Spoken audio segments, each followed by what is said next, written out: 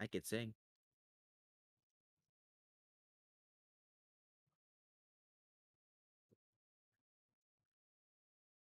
3, 2, 1. What's going on, everyone? It is time for Late Night Comics, featuring the one and the only RDV and myself, Ash, on comics. And we got a live stream tonight talking about comics. How you doing, RDV? Doing all right, and just to let you know, there might be more than one RDV. There's Just more saying, than one. there could be more than one. Well, then how can that be? How can there be two real Dr. Mankmans? One of Wouldn't us is a wouldn't one be clone. fake? We don't know. We don't know which one's a clone. Or maybe this is like Marvel Comics and DC Comics where there's just doubles of everything. It's Are you like a comic John book Byrne. character? I could be.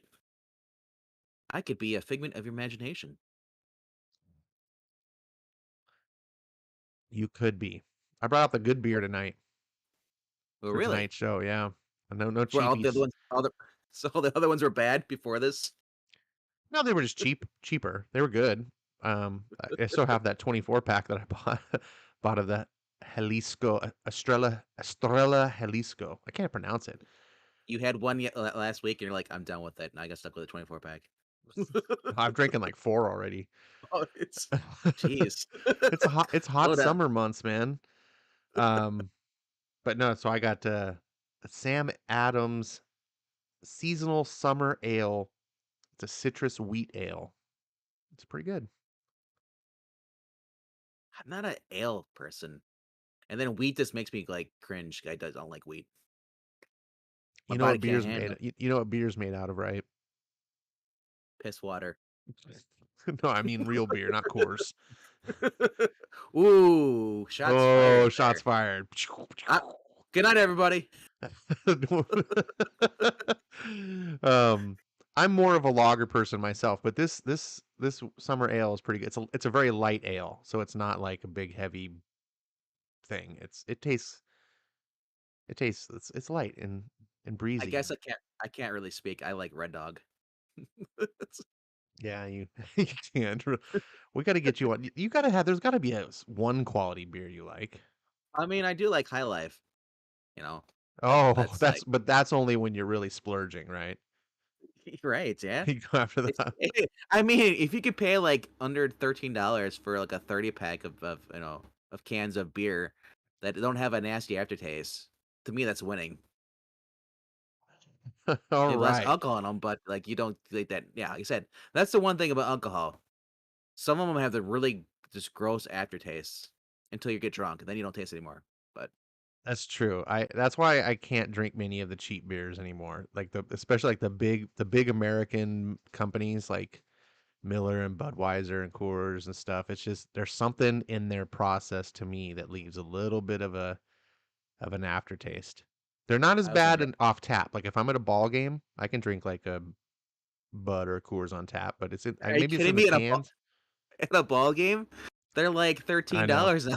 Y- It's like I know, but the problem is check the price of like the draft like the micro brews at a ball game. yeah, So you're like, yeah. I'm not gonna pay $13 for Coors. All right, here's $20 for Sam Adams. Never mind, give me the Coors. It's right. I brought my own. I'm good. Get the flask. Right. Seriously. The key is well, I used to do this when I was younger and went to concerts more often, is bring alcohol and then you just like start chugging, like whatever hard in the parking lot before you went, so you get yourself a nice buzz, and then you only have to buy like one or two drinks inside, keep it going. You know, that doesn't really work so well as you think it's gonna work. I've seen friends do that, like, yeah, I'll do this, and then it's like they make it halfway from the parking lot into Miller Stadium, and they just pass out. Well, I Because don't drink that much. I get a no, light no, buzz going. I don't get sloshed in the parking well, lot. tailgating is one of the most stupidest things ever. If you're gonna tailgate and then go into the game, no, and you're drinking, no, don't do that. Don't. I guess I don't want to pay for that much beer over there. Then don't drink. Stay at home, watch it on TV, and drink. yeah, yeah, but one beer doesn't do it for me. So if you're paying $13 for a Coors and you're like, oh, that like I got to drink like 3 of these, that's ridiculous. So I'd rather drink Like 2 in the parking lot and then drink 1 in the stadium. See what I'm the saying? problem is, do you know how long a walk it is from the parking lot to well, I don't know what yours is, but I mean for Miller Stadium, Well, we don't which is have a not. stadium anymore. Thanks for No. rubbing that in. So no, You know what? I'll go even further. I don't even go to the stadium, even though we have one. I'm that privileged. wow. I mean, I it, used to, but I got all the bandwagon people who are like fat and taking up 2 seats, and like, dude, you're going over the armrest. That's creepy. That's enough. No. jeez.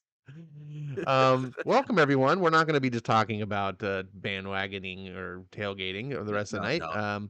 We're going to be talking about comics, and we're going to be talking about a comic we're reading called The Boys.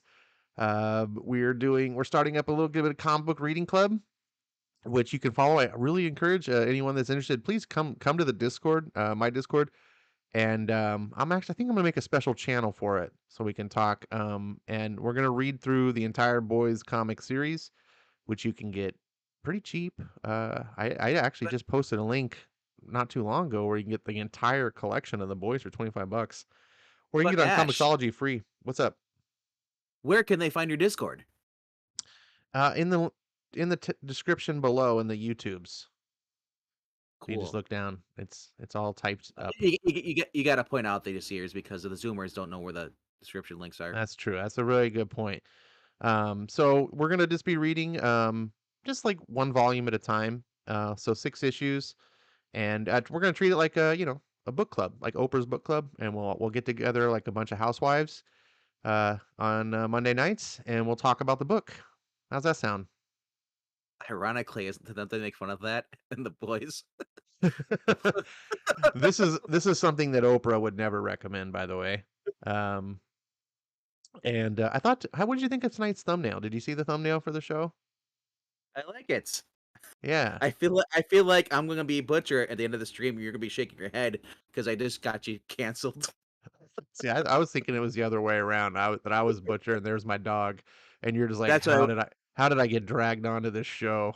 It's you with your hand, head in your hands. Uh, if I start drinking some beer, it might be that way. Who knows? uh, uh, so Let's place bets. this is one of my favorite panels in the book. There were some really good moments in this book. The other thing we're gonna do is we're gonna talk about whatever comes to our mind. It's gonna be kind of a little bit of an ad hoc stream as we kind of get get our, what do you call it, we get our sea legs.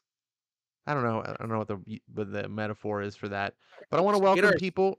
Tehillim was first tonight, so good to see you, Tehillim. Marania is also here. Ed Brewer's here. HR Goes Vocal is here. um there's a comic book frog in the chat, and yeah, so thank you guys. Anyone else that is maybe lurking behind the scenes, hello to you as well. Um, what's on your mind tonight? Is anything been going on with you? for me, oh, I just got done off of another stream. I've been reading these books today. Got some food in me. I'm just kind of looking forward to talking about this, and then seeing what book's coming out tomorrow. And I'll be doing that tomorrow on Tuesday on Geeky Puppet Show. But I mean, yeah, I mean, just taking it easy for this week. It's a Monday, and who says Mondays have to be bad? Yeah, Mondays are, we're here to make Mondays yeah. better. You had a shitty day. Now you can listen to us and we'll make it worse. Shitty day, grab yourself a beer or a Diet Coke. Or if you're really Coke Zero. boring, get a glass of water and have fun with us. Get your Also, get your. As I say, if you want to be really boring, get your Pepsi Nitro. ooh, Pepsi Nitro is good. I might have to go get Speaking one of, of those later. That's good. It's not a drink. You can't drink Pepsi Nitro when you're thirsty though. It's not one of those kind of drinks. It tastes like, have you ever had it? no, but I mean, do you mix it with Captain Morgan or Jack No. Daniels? So you can have. No, but it's carbonated through some nitrous oxygenated. I don't know, whatever the same way that they do like Guinness, the beer. So it's not like a CO2 carbonation. So it's really hard to explain, but it's not as fizzy as a normal soda. So it tastes like drinking not quite a flat soda, but a soda that's less carbonated. And it also tastes like a soda that's got extra high syrup content. So So it's like drinking seltzer water no, it's opposite. with a little bit with a little. Ugh. Lot of syrup. Like if you've ever had it from a fountain where the syrup was dialed up too high, um, it Never. tastes a little bit like that. It's very syrupy, and What kind the of smoothie would do that? the low carbonation makes it taste kind of that way. And it's alarming probably if you've never had one before and you think you're just going to be drinking Pepsi.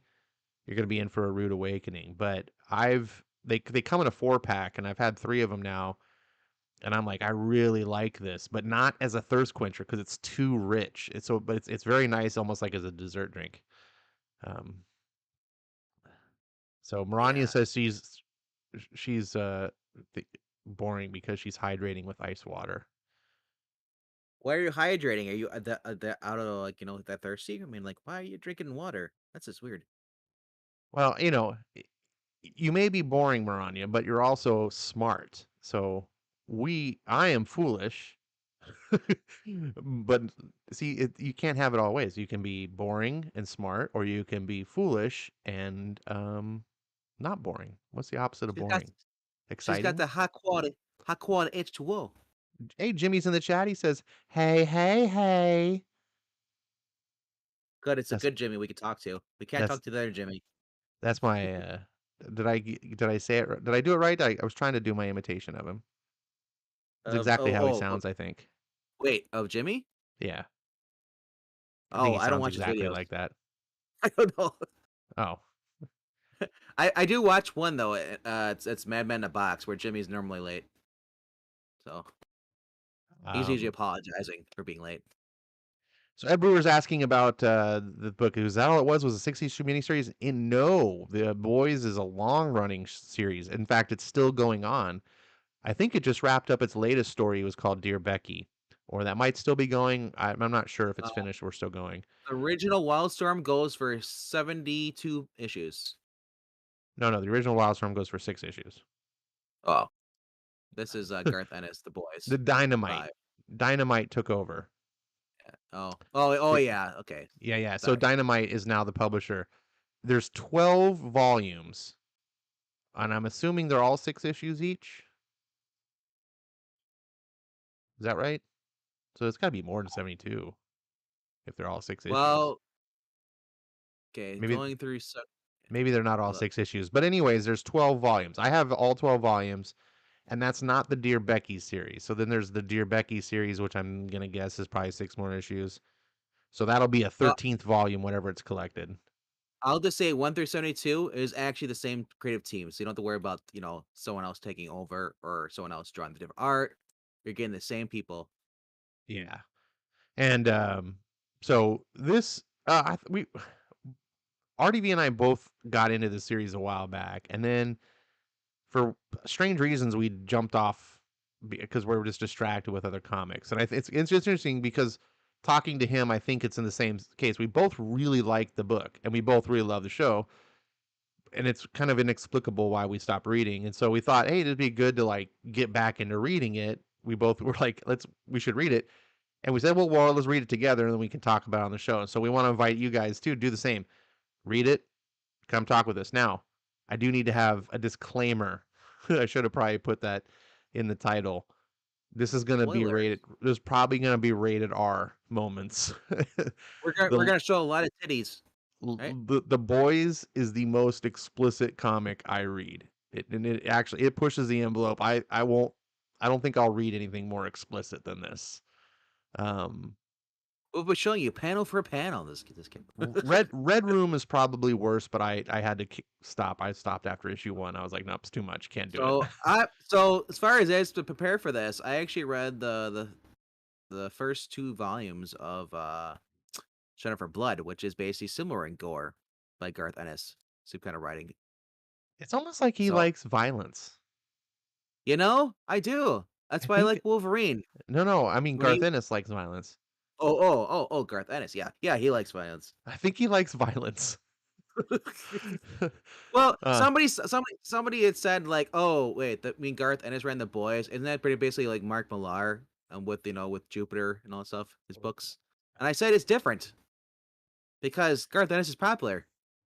oh, shots fired. No, I but think Mark Millar is pretty popular. I think people don't realize that Garth Ennis is writing satire, where Mark Millar just hates everything. That's the impression Oh, I get. Mark Millar? No, dude. We need to get you reading some Mark Millar books, man. I I think know. you would like I some of read them. I read his Superman Adventures.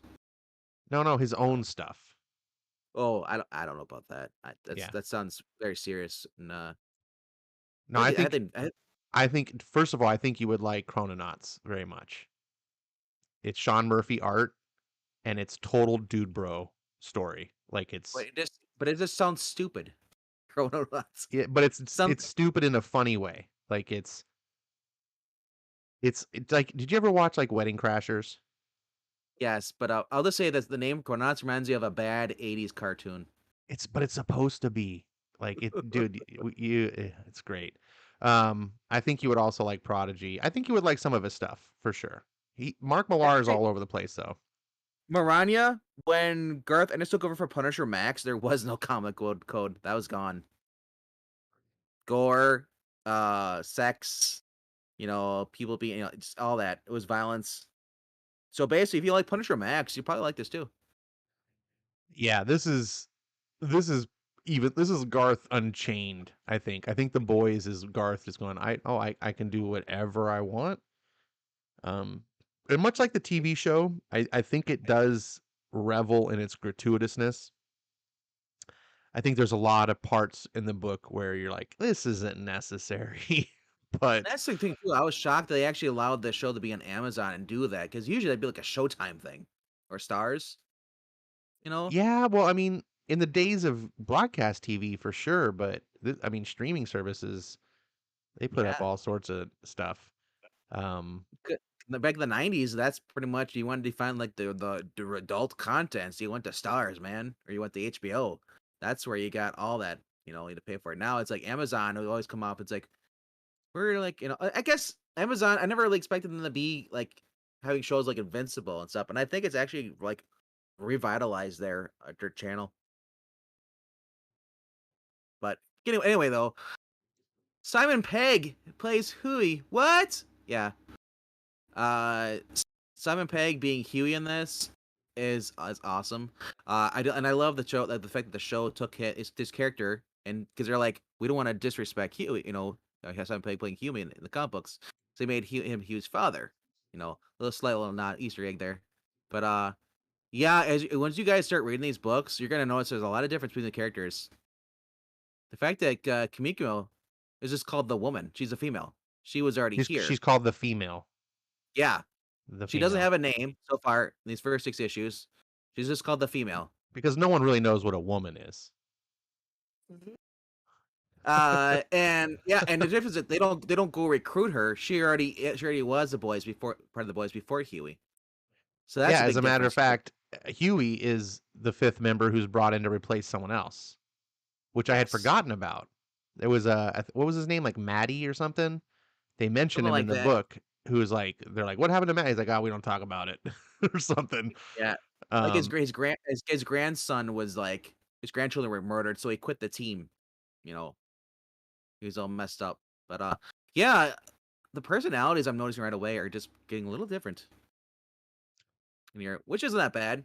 Butcher's more. I think Butcher's even more diabolical here than he's in the show. But yeah, so you still there? yeah, I'm still Okay. here. I'm trying to do stuff behind the scenes. Um, I was wondering if you're if you just bounced out. Simon Pegg actually does an introduction. Here he Uh, is, as Wee Huey.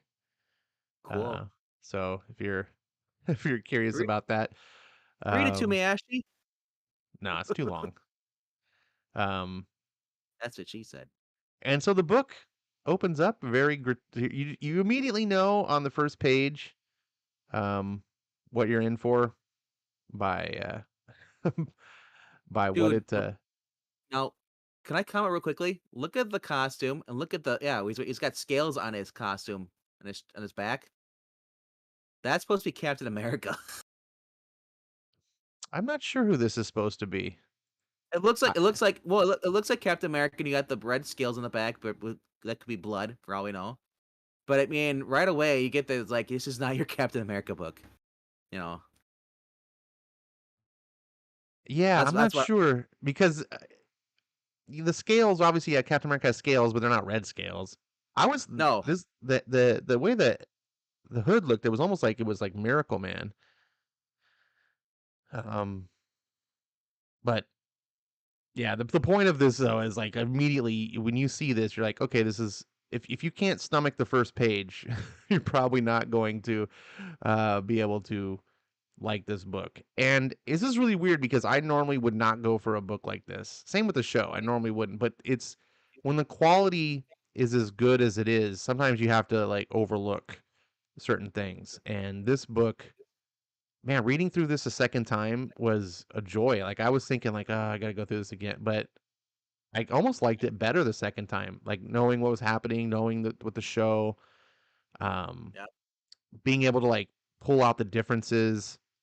Uh, it opens up with Butcher just on a park bench looking up at the sky, and he sees. Um, I'm not sure if that's supposed to be the seven in the air or not.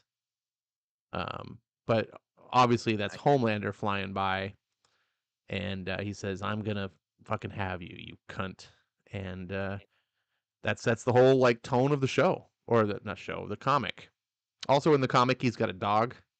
I guess he had a dog in the show too, but they like made it yeah, yeah. like as Terror, yeah. that yeah, he Second, like leaves it with someone else. Like it's actually, it was with his mom, yeah, and so the second season. So, but Terror's cool in this. yeah. One thing I have Very to say about the book here is in this first episode, keep saying episode. In this first issue, one thing I liked how Huey and Robin were done in the comic better than the show. yes, I felt the comic they had like more chemistry. more time. One of the Yeah, things that the show does, like when Robin gets killed, you're just like, I didn't feel Huey's loss, right? It was like, oh, she's my girlfriend, whatever. Oh, she's dead, and yeah. I can cognitively process he just lost his girlfriend, but the way Ennis writes this, and she says I love you, kind of in an off the cuff way, and he's like, wait, you said what did you just say? And she's like, oh, she tells him how she fell in love, and it's like I knew after 1 week, Huey, and never mind a month, and you can see like Huey's eyes, and he's just like he's just totally in love, and they have a kiss, and it's only a couple pages, it's not drawn out, but I really felt it a lot more, and Yes, you see in the bottom panel here, um, they hold out. They got their arms stretched out. You're like, yeah, and then bam. yeah, you see like da da da, look at that, it's so serene and peaceful, and then kaboom, and it's not A Sit Train there that holding it. It's not A No, Train that kills her in this. It's some other dude that AJ A threw Train's him. chasing or Yeah, through or something. Yeah, and A Train blasts by him. Um, and in a very politically incorrect way, A Train is white uh, because, of course. yeah, Um, and yeah, and Go then ahead. you can't. I was gonna say you might want to skip over this part because the next So one after this. is this character is I believe is supposed to be Grace from the show. She's a different character, She's a but different great. character, but like the same role as Grace. Yeah, Yeah, yeah. I think they She's changed she's this character. she, she's a CIA director. Yeah. So, anyways, in the comics, Butcher works for the government already. There's not Yep. like he's not this guy looking for revenge. Well, I mean, he If is looking anything, for revenge, but he's it's been like a couple years, yeah, so they're actually claiming. they're working for the CIA already, and they're sort of he's kind of like a, a dog off the leash, and he's like barely tolerated, but he gets results, and you can see this like look on her face, and she hates him, but she she has Yeah. a boring family, and of course, like everyone in this comic, she's a degenerate. Even Butcher's a degenerate, and we get Bound Chicka Wow Wow. Uh, I Yeah, just Susan love this Elevator. dog. This dog is just class. These little moments, like I He's like that. happy and everything. Yeah. Yeah, go ahead. Go ahead.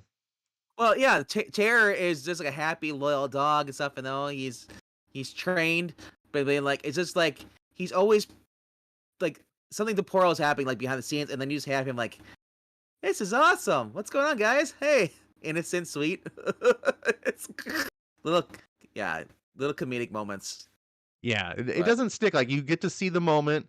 I do have to say one thing. I think Garth Ennis is more restrained than the TV show. He does show like, oh, there's the sex scene, but it doesn't go on panel after panel. It's just one panel. yeah, You get the notion. Okay, he's plowing the CIA director. Move on. And we cut back to Robin, who's just brutalized here. see the ribs and From the everything sticking supers. out. And Huey's in shock, still holding the arm. So this is kind of familiar as how it happened in the show. And A Train is just a total like bro. This is like he's like, yeah, man. Had him scanned him heading south about Mach 3. Had to compute a pursuit curve while I was still flat out across the Atlantic. Walk on water, man. They never see it coming. The police are just like whatever. um, and you have no idea where he is too. Oh, and they're like, he's just screaming. He's like, "You guys had someone to deal with this, right? Cool. Let's gotta get going." so He's gone. this book does a really great job in setting everything up. Um, She, a lot of the stuff that you're familiar from the show is set up here in the first book. and I Um, love how the whole conversation between her and Butcher is like, she's like, "Screw you, I hate you." He's like, "Yeah, but you don't seem to tell me no when I want sex." right. And It's they like they everyone is keep reminding you she's married. yes, Uh, and then everyone it's like, everyone in yeah, this everyone is despicable, I just like the know, show. right? And then yes, yeah, for Mallory, he won't be come back and all, yeah, because he's Mallory was the other guy, the original fifth member. He's on comeback, and I love how it's revealed in like I think this issue where he Butcher's like, yeah, I need later on. He's like, I need information on like on this stuff, and she's like, how do you know about this? Like, I have my ways of knowing things. But yeah, then of course, let's look at the show. Healy's like approached by Vought, and like he's like, hey, sign this, we'll give you money, and he just signs it. In the show, he was hesitant though. That was the difference. It changed a little bit, but in the here, he just signs it right away. Later on, he's approached by Butcher in the comic book, just like the show, you know. But yeah, a lot of f bombs, man. Yeah. uh, here we go. Um, and Here so we go.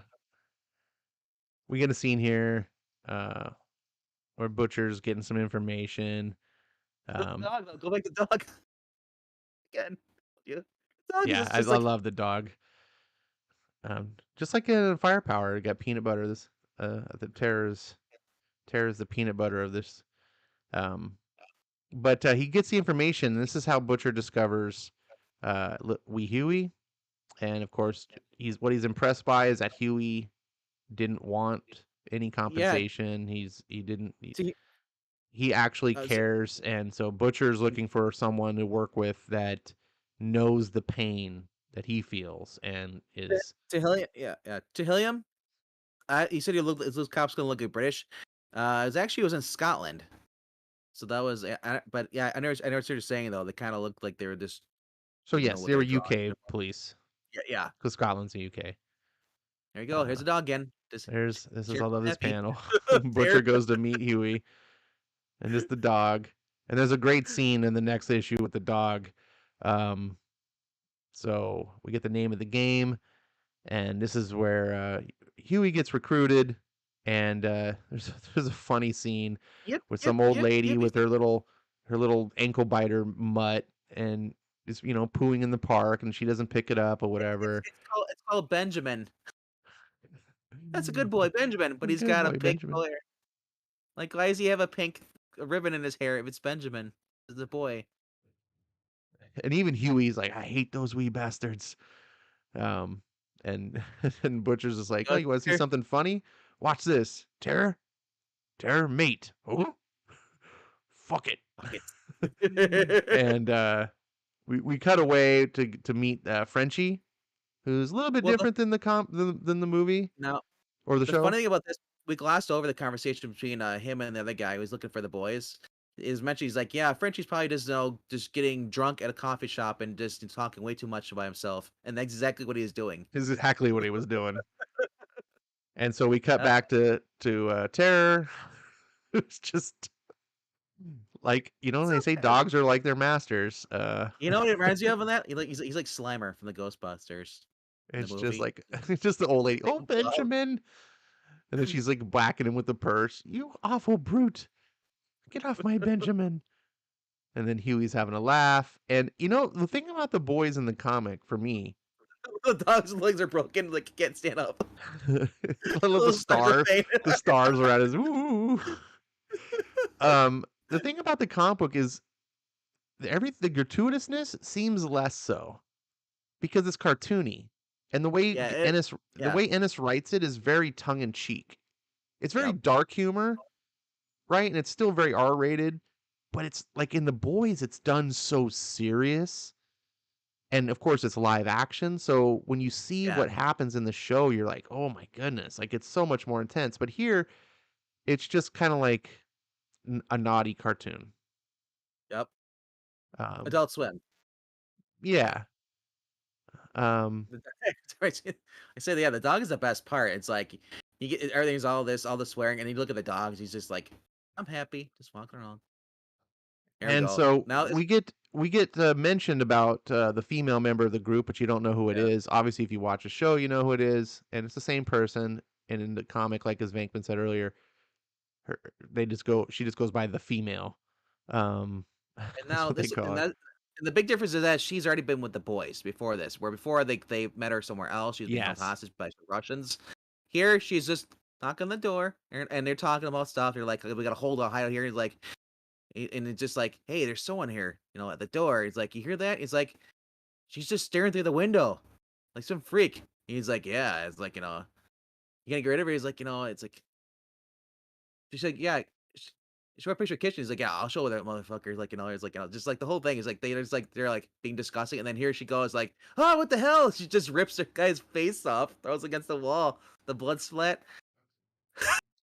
It's just, it's like, jeez, and the fact that she doesn't speak is and you don't see the violence. You just see the the after parts of the violence, the after effects, like the aftermath.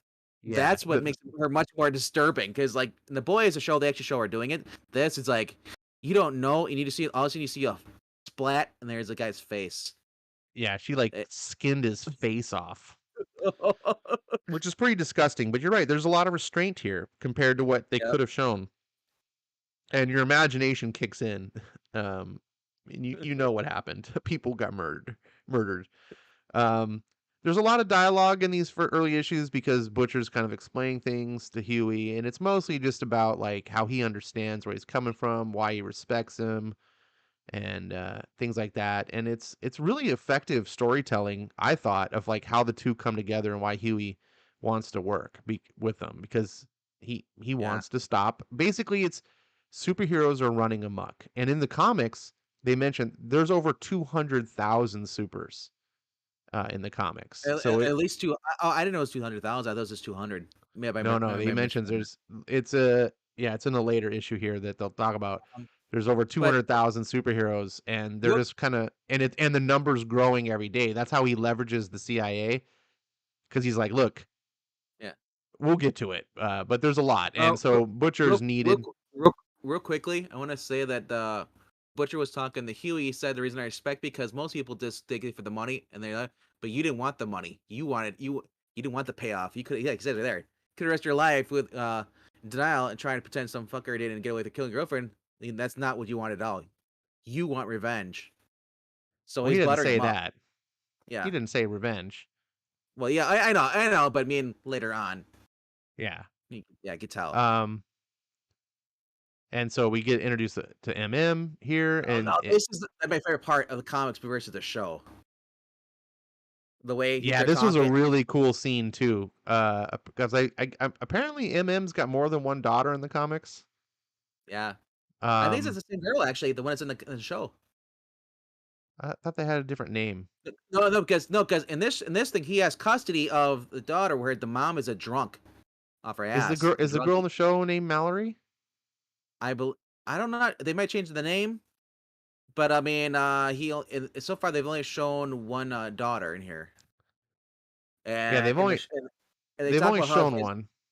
yeah, it says his ex-wife, the mother, is a druggie, and basically, she's a slob. It's just Yeah, yeah. So yeah, yeah, the wife is a loser and everything. It's yeah. very different. His whole situation is very different, and his daughter is teenager, and she's reached those years where she realizes that she shows off skin that boys will give her attention, Janine is and her name, yeah, in and this she one. walks all over MM because he's a big softy towards his family, and she's like, he's like, Janine, honey, what did I say about dressing that way? Oh, did we say something? Because I don't remember having a conversation. All I remember is you telling me what to do.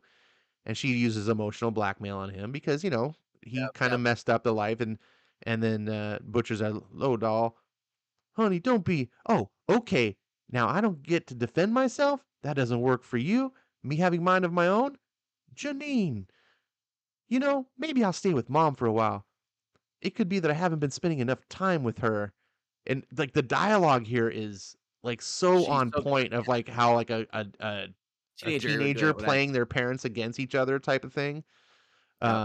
I'm going out dressed however I like for as long as I like. But you got homework. Later, Uncle Billy. And then slams the door, and then he just mother's like, and then there's that. And the butcher just sets the mug down and says, I need a piss. And he walks out and confronts her hanging out with some from thugs, and they try to play all gangsta cool. And Butcher just pulls the gun out of his pants, smashes it. They're like, what? Yeah, Glock's a wanker's gun, son, and just I don't believe this. I don't believe you. Just who the hell do you think you? Janine, when did you start speaking to the man like that? What? look at He real works quickly, look every hour God sends so he can look after you. He feeds you, clothes you, sends you to school, and puts a roof over your head. You have no idea how lucky you are to have a bloke like him for a father. Do you know that? And just gives him the lecture. And it's just really, I really loved how yeah, well written this was. And and so we get it about the mother. He says, "Your mom is a stupid drunk slag, couldn't wipe her own ass. Never mind yours." He pulled you yeah, out of that shithole. Yeah, yeah, not even when you were 6 months old. Now, go back up real quickly, though. Go back up. Look at the car. The guy jumped in. He's banging, hanging out the car would spin away. That's how yeah, scared they are. zoom. Yeah, And very, very comic book minded in the way that it tells the story here. That's a very comic booky type of thing. Um, I just love this. I love this moment here that I think a lot of writers would have taken this as an afterthought, but to me, this was much like you. I'm glad that you liked it too. Like this was the high yeah, point of this issue to me. This was yep. like a heroic moment for Butcher. Yeah, before he goes down in hell. I mean, The show he's he's a dude with problems, right? Like he's not a nice guy, but he's well, he got was. He kinda was all it said if you, until what happened to his wife. You learn later in the issue, but right, but my point he is it's not like he doesn't know right from wrong. It's not that he's no, not no. trying to do right things, but Yeah, he's you know, and so you see the humanity in. I mean, and it gives Ennis gives you moments here that you can connect with Butcher and not just see him as a total piece of shit. yep. Well, all of them, Frenchie, all of them, Butcher is like in the show, he's painted as being the worst of all of them, but if anything, they all have their own faults. Right, but think about this. Before this scene, pretty Yeah, much no, all you've Butcher was seen is Butcher as he shows up CIA, starts plowing the director, yeah, like it just like you look at him like this guy's a total just asshole. Like he's a and he is meathead. an asshole, but he's not a total asshole. There's redeeming moments about him that you as a reader can go, "Oh, I like this about this character," even though he's a total jerk in other ways. Now Um, he's talking. So this is where we get talked about the actual the CIA and you work for the CIA. Like you can't trust him. He's like they're just a bunch of old people, And he's like, I bugged them, Here, if you don't trust me, you can listen to the internet on them. They don't really care. It's like so it's just like he's giving him the whole spiel and gives him here's some money. He's like and here and like and then I think he also oh that's the next issue. Yeah, where he gets the passport. Yeah. Yeah, so basically he's recruiting Huey on the bridge here and tells him, you know, come join the boys essentially. And the third issue, I really like the cover of the third issue. You see this old classic, Lamplighter. Yep. the Seven comic. Zach would buy this comic. It might be too vulgar for him. No, the actual. If this were a real issue of the Seven, he would buy that Yeah. issue. I'm shocked because that's what, dude. If Robert Kirkman was writing this, he'd bring it out in like Skybound X, the 7 before Butcher. You know, but I don't know. Maybe they finally will. And this is cool too. They're never in a tower. They're not in a building. They're in actual floating like base. Yeah, this would have been too over the top for the show, but in the comics, it's very clear that the boys is trying to be a parallel to like the Marvel and the DC universe. In fact, my Floating understanding outside. was that the original pitch that Ennis had was to DC Comics to do this, like the characters to be actual DC heroes. It was like, and I'm pretty sure someone was like, "Are you out of your mind? What are you doing?" So that's why the You know what? Seven look But you a know what? lot. Go ahead. I was just quickly. The 7 I was thinking about this the other day. For those who have watched the Amazon show The Tick, there was the 5. And remember they weren't that great of heroes too. I was like, this is like that, but like up like till 11, or more. Well, I think yeah, Uh, this is a satire yeah, of comics, and it's well known that Garth Ennis does not like superheroes. yeah. It's really weird business he got into to not like If that, superheroes, but but if your whole reason why you don't want to read this book because it's just shitting on superheroes. No, they're actually the superheroes are the boys in a sense. They're kinda. police. Yeah, yeah. There are heroes in this. They're not perfect, but man, no one else has the balls to do it, and they're doing whatever they can to make a difference. I think Now, Garth cutting corners, yeah, when I read they the cut. Garth Ennis stories, I feel like he's a much like harder edge person than even like me. And I don't think he hates superheroes, but I imagine that he has this idea that like heroes just aren't believable to me. And the reason I think this is because my buddy who I live with, he hates the DC universe. And one of the reasons he always tells me and stuff is like, those heroes are not believable. I want heroes with faults and their problems and all this stuff. And he doesn't like Superman. He's like, Superman's too good. Like it doesn't make any sense. And I try to tell him it's like, no, that's the reason I do like him is he's this big aspirational thing. Like he's kind of this perfection that we should strive to be. And he doesn't like. And I think Garth Ennis is like that other side of the pendulum swung. Like he's just what I imagine him is just to be like, yeah, these guys are boring. Like this is not no people with powers wouldn't be like this. And then you read the boys, and this is him saying, this is what people with powers would actually be like. They would be the scum that people are ramped up to 11. Like, and True. and I think that what he does is uses it to tell us I don't think he fully like obviously I think there's a lot of artistic liberty here, but and it makes for a good satire. Um I do like the fact that they have this floating. I like that I like that the comic feels more like comic heroes because the TV show is a lot more grounded. It's a lot more like what would it be like if we did actually have and they really take away the comic booky stuff. Here, lots of superheroes can fly. It's just a lot And more of in a that. sense, it's kind of like Invincible. I noticed that Kind there's some ways to Invincible. There are crappy heroes that don't give a crap about other, and Yeah, I guess there's some of that. yeah. Well, we didn't save everybody. Oh well, next time we'll save more people. So we get It's like we're Starlight, and um, Starlight is super naive, much like she was in the show, probably even more so in the comics. And she's getting a tour from Homelander, who And Homelander in the comics is a lot more smarter. regal. Like, yeah, He- like he's- they play him in the show like very just like neurotic and crazy, and yeah, it this works. is I it. love Homelander. He's one of the Yeah, yeah. So he's not unhinged in this. yeah, this In he's very much like Superman. Like he's the Superman analog, and then all of a sudden He's you Overman realize no, I in mean this at scene. all times when he's putting on his persona, he's just like playing it cool, being polite and nice and everything, and then at certain times, it's just the guard comes down and he's like here, suck it. And she's just like, "What?" And what makes this scene work is all the panels leading up to it where he's just totally nice and polite. And she's like, "Oh, is this where you yes, have a seat, relax, you've earned it. I'm really here? I know it's only temporary, but well, I know no, that what's I been said in the beginning is let's be honest with Annie. I can't ever see Lamplighter. And he's just totally nice and cordial. I mean, even look at the yeah. expression on his face. The Uh, content, like, wait, scroll back up where he says, she says, like, I thought you had a trophy. He's like, well, we did, but it just seems to smack of tribal or triumphalism. I was never comfortable with that kind of thing.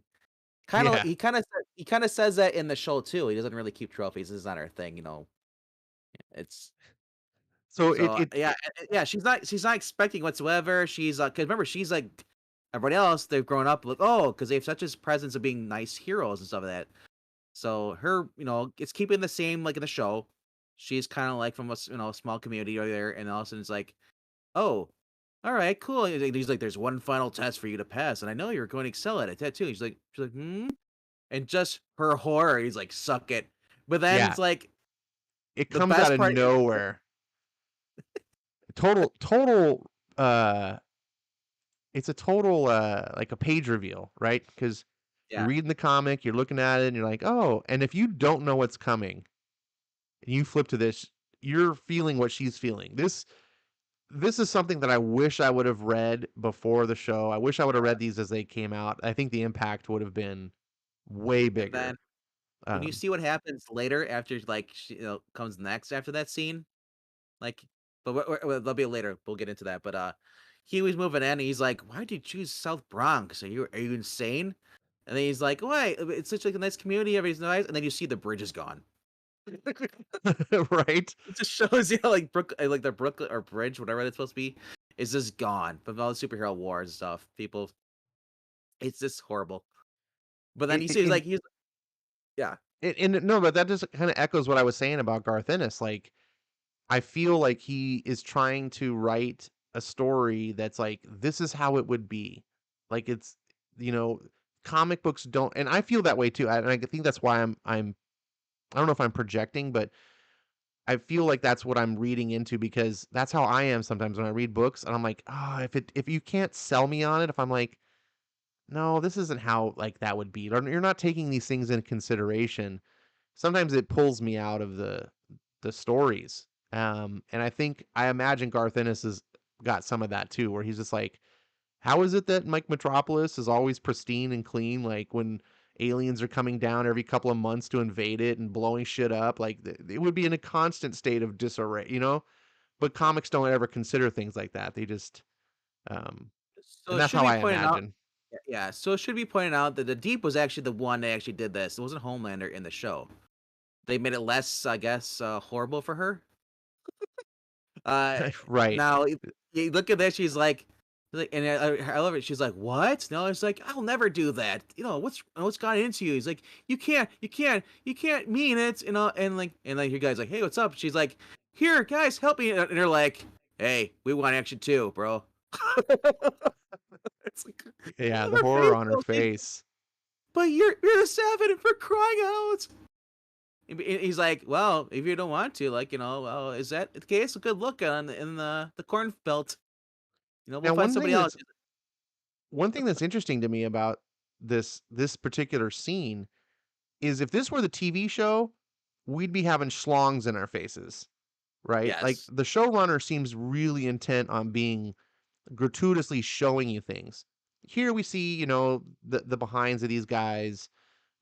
We know we get just enough information to know what's going on. We don't necessarily need a big penis drawn on the page. Um, and I guess, like I said, it goes back to my respect a little bit for Ennis's restraint, as little as it is. um, But it's the but facial expressions on every yes, character yeah, I love sells how it to she's me. like thinks that they're coming. Oh, help me, Homelander's being mind controlled or something, because she doesn't even believe. She's so bought into the Kool-Aid, like she's like, this can't. Homelander must be mind controlled. This doesn't make any sense to me. And again, that's like great writing. That's how a character I would expect would act. If you grew up if you grew up and you met Superman, now because again you got to read this thinking like Homelander is literally Superman, so he's perfect. Everything I've read, like, and then all of a sudden drops his pants and does this. That would be me reading a comic going, what the what?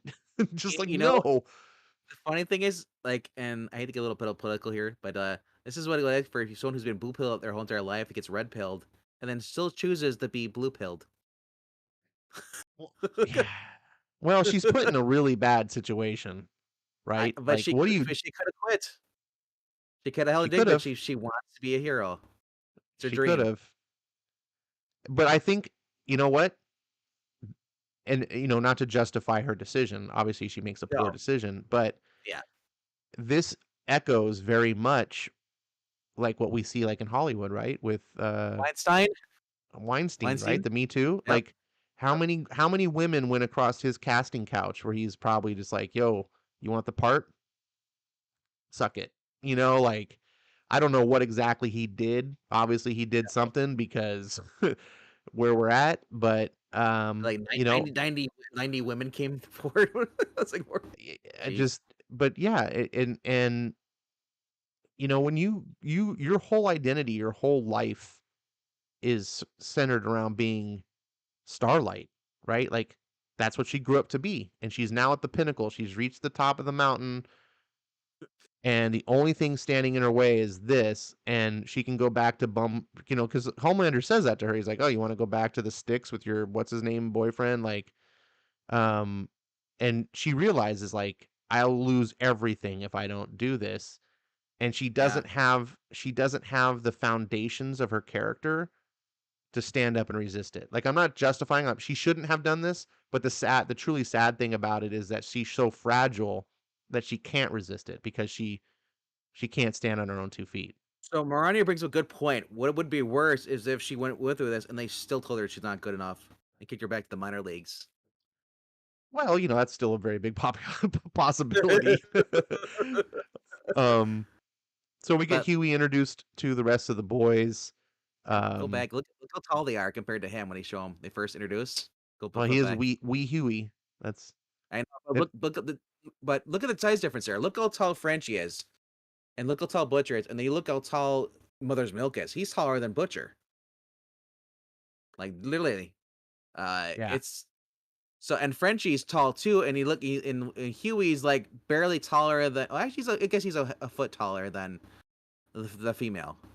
Yeah. But But he's like, definitely the I smallest of the males for sure. yeah, but I love they keep the same dialogue with Frenchie. He's still the same as he is in the show. For the most part, They're Mother's Milk is similar. The personalities are yeah. pretty similar. We see Starlight puking because she's discussed it with herself and what she went through, and then she meets Maeve in the bathroom, and she's like, "Oh my, you're Queen Maeve, blah blah blah," and I vitalized you. And of course, Maeve disappoints her. Um, it just leaves her, and she goes back. She goes back into the stall, presumably to puke some more. And it's just Yeah. sad. Like you never, the whole never meet your heroes. And then we get They were introduced to the Teenage Kicks, one yeah, of the other superhero teams, and that Butcher is going to lead his team the Teen Titans into. basically. Yeah, Are they the Teen Titans? like a Justice League. They I try to wasn't be sure if they beating were supposed to be like Teen Titans or New Mutants. I couldn't. or your young Titans, whatever you're called, I, Young I couldn't Justice. tell if this was an analog of. Yeah, it's Uh, hard to tell, but it's hard to tell because the guy up there on the left, he kind of looks like the Badger, you know. yeah, I'm not sure if this is actually like ripped off of an actual Uh, team. Top Claw is pretty much X-23. Right, which is kind of what made me think about New Mutants because Yeah, Jetpacks kind of made me think of Cannonball. I don't know. Anyways, they're a teenage super team, and of course they're just as debaucherous as anyone.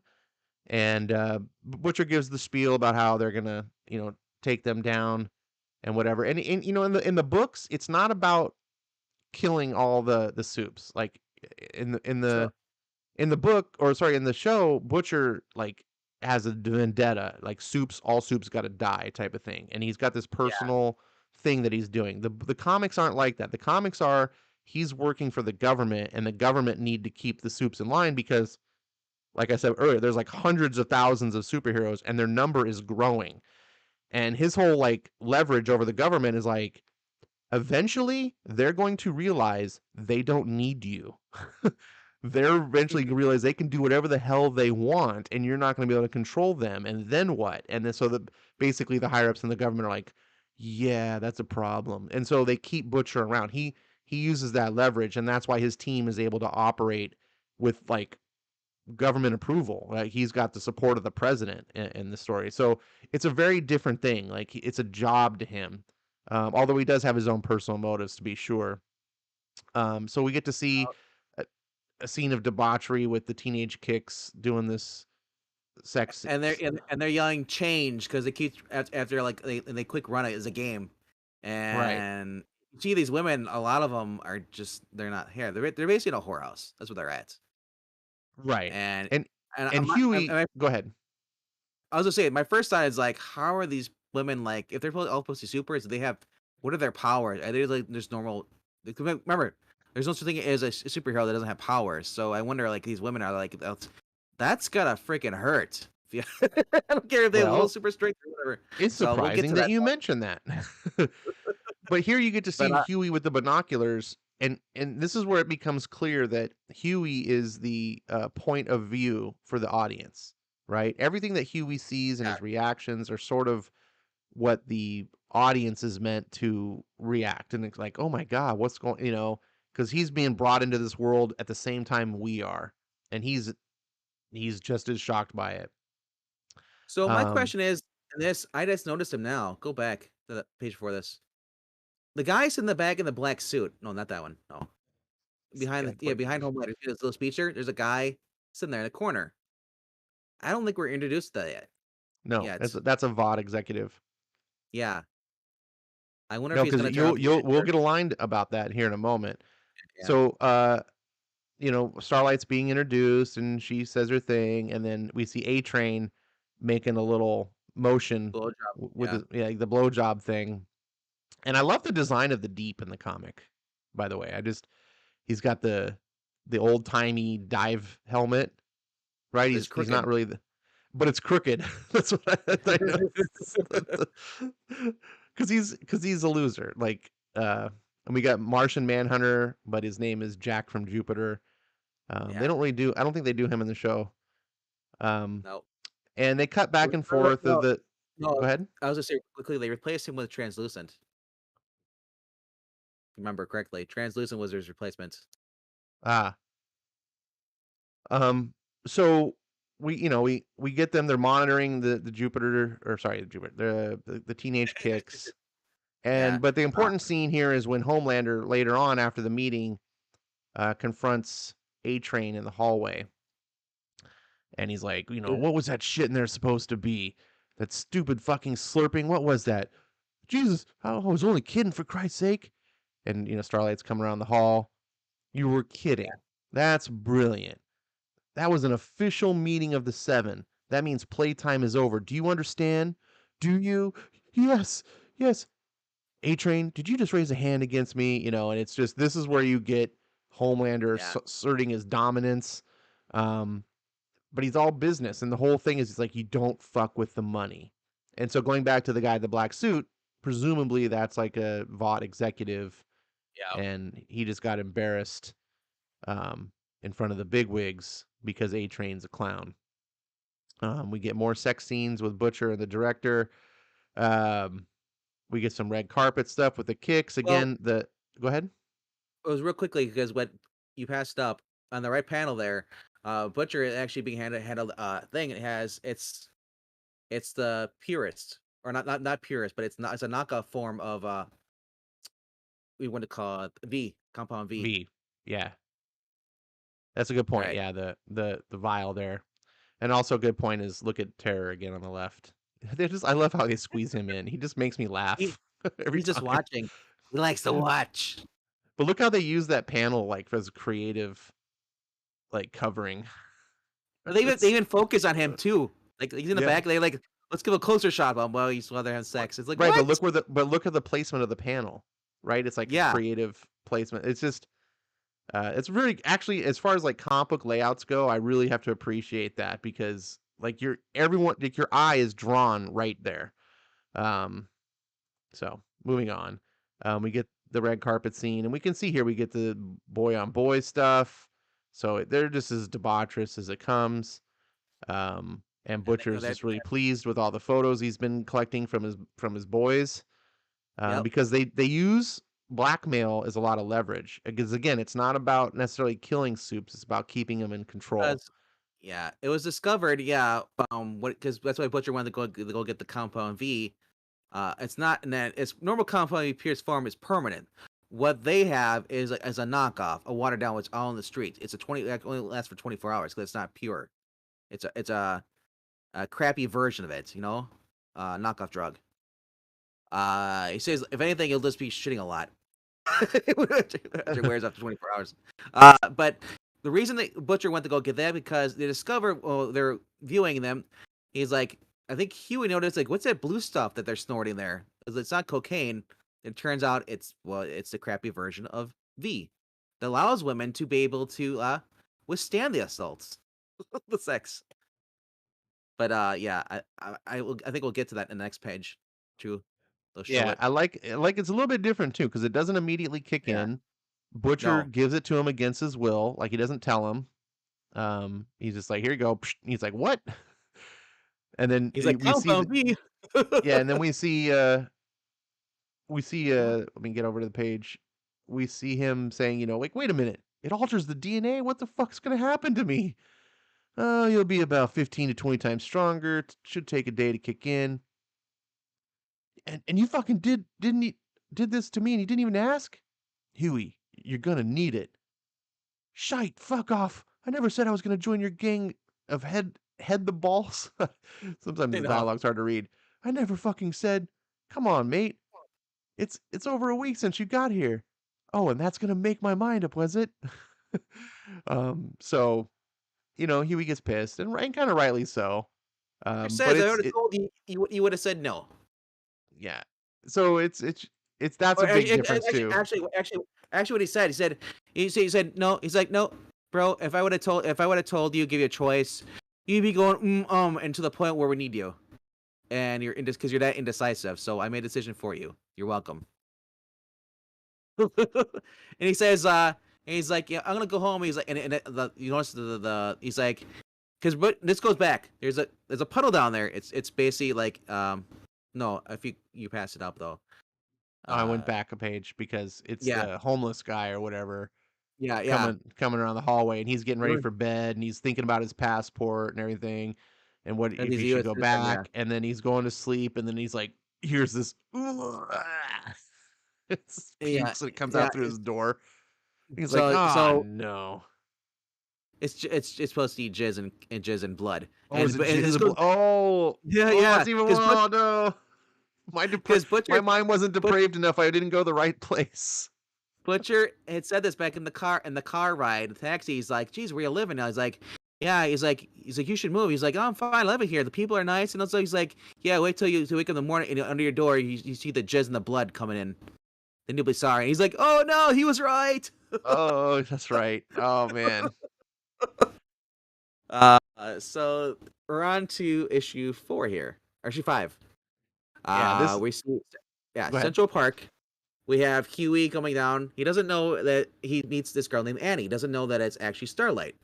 So this is kind of similar in the show. Yep. They don't really know each other, and they just have a pleasant conversation. And she's like, "Oh, I love your accent. Are you on vacation?" He's like, It's like, well, that's where we get the expectation of heed the balls.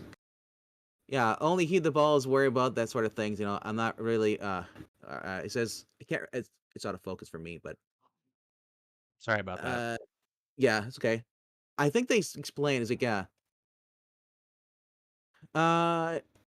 something. Oh, it goes back to a thing about Frenchie met Huey. He's like, oh, bro, it's like he's like, you're Scottish, you know. I'm French, and you know, we're gonna celebrate every year. It's like, you know, we threw over through England, and said screw them, you know. So the balls thing is you have to look it up, Google it, and then you'll find out more about that. But I mean, they have a pleasant conversation here. And he says like, you know, this place is actually artificial. I love how he says that. It's like, you know, it's like because and now this I don't know if that's true or what, because remember New York is on an island, so it's like I'm not sure if he's saying because it's the supers have destroyed everything, so they put artificial turf in, or if it was done before. But the big difference here is we go back up, scroll up. She flies. Go down. Stop right there. Yeah. She flies. She flies away. She does not have flight powers in the actual show. Right. Lots of soups in the comic can fly. Like it's much more comic booky in the But comics versus but the they show, which is grounded and only Homelander could fly. so what's nice about this scene right here is that they kind of like nonchalantly like, agree to meet back here. They'll say like, "Maybe I'll be back here." She's like, "I hope you stay," because he says he's gonna go back. He's gonna leave. He's debating if he has to leave. She's like, "So this is the reason why he stays, and because he meets a girl." Right. They kind of like, and now then we get back to where they're listening to the boys are listening to basically the teenage kicks, you know, arguing like because like where did this footage come from? And they're arguing like, you backstabbing, you like, you know, you're cheating me with him and stuff, and just they're all accusing each other, and like. And they're just laughing their asses off the whole time, and then we got, you know, the dog again. The dog's like a mascot. He's in every almost issue. I love the dog. It's such a great use of like levity and And like this is, and like cuteness in a moment where you're like, oh, that's disgusting. Oh, the dog's cute. Like the artist, as much as like I'm kind of critical of this artist. This guy's not really my favorite art, but I've really kind no, of grown to appreciate its its use in this book because it does have kind of a cartoony style. And it's like I also was meant to saying be earlier, gross. the kind Yeah. of the cartooniness of it helps mitigate the disgustingness of it. Like I don't want it to be photorealistic. Like I Well, think, no, yeah. you know, Scroll back. well, let's not just spend unless you got something important that you want to I was cover. gonna, I was gonna, I was gonna, no, I was gonna quickly say this. The boys' reaction to on the bottom left there, you see that they're bending over laughing, and you're like, he's like, dude, they the the sidekicks, what do you want to call them, the Teen Justice, whatever. They're like, you stole medication from dying children, and like you just see Butcher and them laughing at that, you know, because they're infighting. But that's part of the dark humor. The Pravity is like, dude, they actually doing guy did steal it. I wouldn't be laughing about it. I'd be pissed, you know. But the big thing is that the girl is like, you stole from children. That was a PR moment, a PR thing, and you stole medication from sick children. So, but yeah. So then they say like Pop Claus, like, you know, we need a scapegoat, someone who's gonna, you know, can take the heat, and like, you know, obviously they're gonna make us. That's the reason they're gonna make us choose, and they're like, and they're all like, we should be Popcorn. She's like, what the fuck? Why should it be me? It's, but yeah, and then we get to see Huey and Butcher have a little moment. They get out, they go to have lunch at a diner that Mother Milk told them to, you know, for the best burger, and they're just kind of relaxing. You know, Huey's kind of saying like, you know, I want to be back with the boys. You know, here, you know, I changed my mind. You know, how are we gonna do this? And then we get the press conference. You know, they're talking about stuff. You know, where it comes out. Homelander has a little meeting stuff, you know, and then he talks about like, well, this is me a problem because we know uh who did this. It's him. He's back. Talking about Butcher, but they don't name drop. And like Adrian's like, I'm starting on the loop here. Who was here? This, you know, this, because he doesn't know. And then you know, and you get Starlight saying like, you know, we should like help out the people. We should get a PR on this, you know, just try to help out people, make it get ahead of this so we don't look bad. And then so the Homelander goes over there. He's like, you know, just kind of talks down there. He's like, you know what? Oh yeah, so we get the costume thing like we see in the show. He says, "This is what they want." And he draws a Sharpie on her costume. He's like, "You gotta show more cleavage, pretty much." Like, he's like, "Get the idea?" and like you see her face, and he just does nonchalantly, like just like, "Yep, all right, let's go." He's kind of like the Rawhide Kid in that sense, in that Jim Severn book or John Severn book we just read on East Channel, but and you see how mortified she is. So he's like, "Yep," and he says, Yeah. "This is what I think it is. It's not going away. It's not going to give up." Shot, yeah, and this is where they're deciding. It's like they got an email, and so we get the boys meeting here, and then they're just talking about everything that's going on, and like they're deciding who do we need to get, who should we go after, because obviously we can't go after that pop club bitch because her daddy's got money and this will be buried. We want someone who basically who can't get her way out of this. We want and yeah, they're just talking about everything going on, and then you see Terror sniffing, and he barks, and they're like, "Oh, what's going on?" He's like, and then it turns out, well, Guess they were who tipped shows off. up? They're tipped off by Butcher's team was narked on because they were tipped off by Homelander. So now the teens want their revenge, and this is the end of the issue for issue 4. It's a really good climactic. Like this is like what the show does so well too. It like leaves you Yeah. hanging on something. He's like, and Butcher's like, oh, for fuck's sake. and um, and I love this. He's like, "What's so funny? Why are you laughing, you stupid son of a bitch?" And like, because they're threatening him and Terry, you see his reaction. He's like, "Oh my gosh, are you kidding me?" Butcher is the best, man. He's like, oh my god, But then let's we give just him a look how spanking. Mother Milk. Look at this is a look how huge Mother Milk is. He's the Hulk. Yeah, he's pretty damn big. Yeah. Let's give him a spanking. Huey, of course, he hasn't thrown down yet, so he's just like, what am I into? What's going on? Now it's little note is that Frenchie puts whenever he puts his goggles down, that's when he's gonna start fighting. He did it before in the coffee shop, and now they're all gonna fight. And the whole thing is they're not supposed to kill anybody. They just wanted to beat them up, embarrass them, because they already have the dirt on them. And this is where we get the X-Men kind of here. We have looks like Wolverine in the middle of the costume, the brown and the yellow, and then you have X-23, Judge Dredd almost on the right, or and Yeah, it I'm not looks like sure. Like, I don't know if it's this hard is to meant tell. to be an analog to Any anything. any any team, but it's just saying the color costumes. Look at him. That could be Havoc or Cyclops down there. Yeah, but It's just the costumes don't necessarily match. Like if you look at the Seven, you know, well, I'm Homelander I'm, kind I'm of just, looks like Soup, but a lot of like look at the Deep. He it, doesn't look like it's just Aquaman at all. my point is he's pulling from all comic books, not just Marvel DC as a team. He's just taking individual That's correct. nods. Yeah, I would agree with that.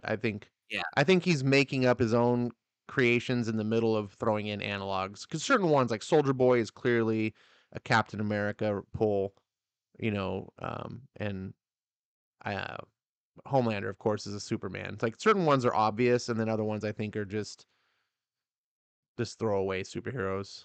Because let's face it, they don't. So Some of them don't last very long in the show.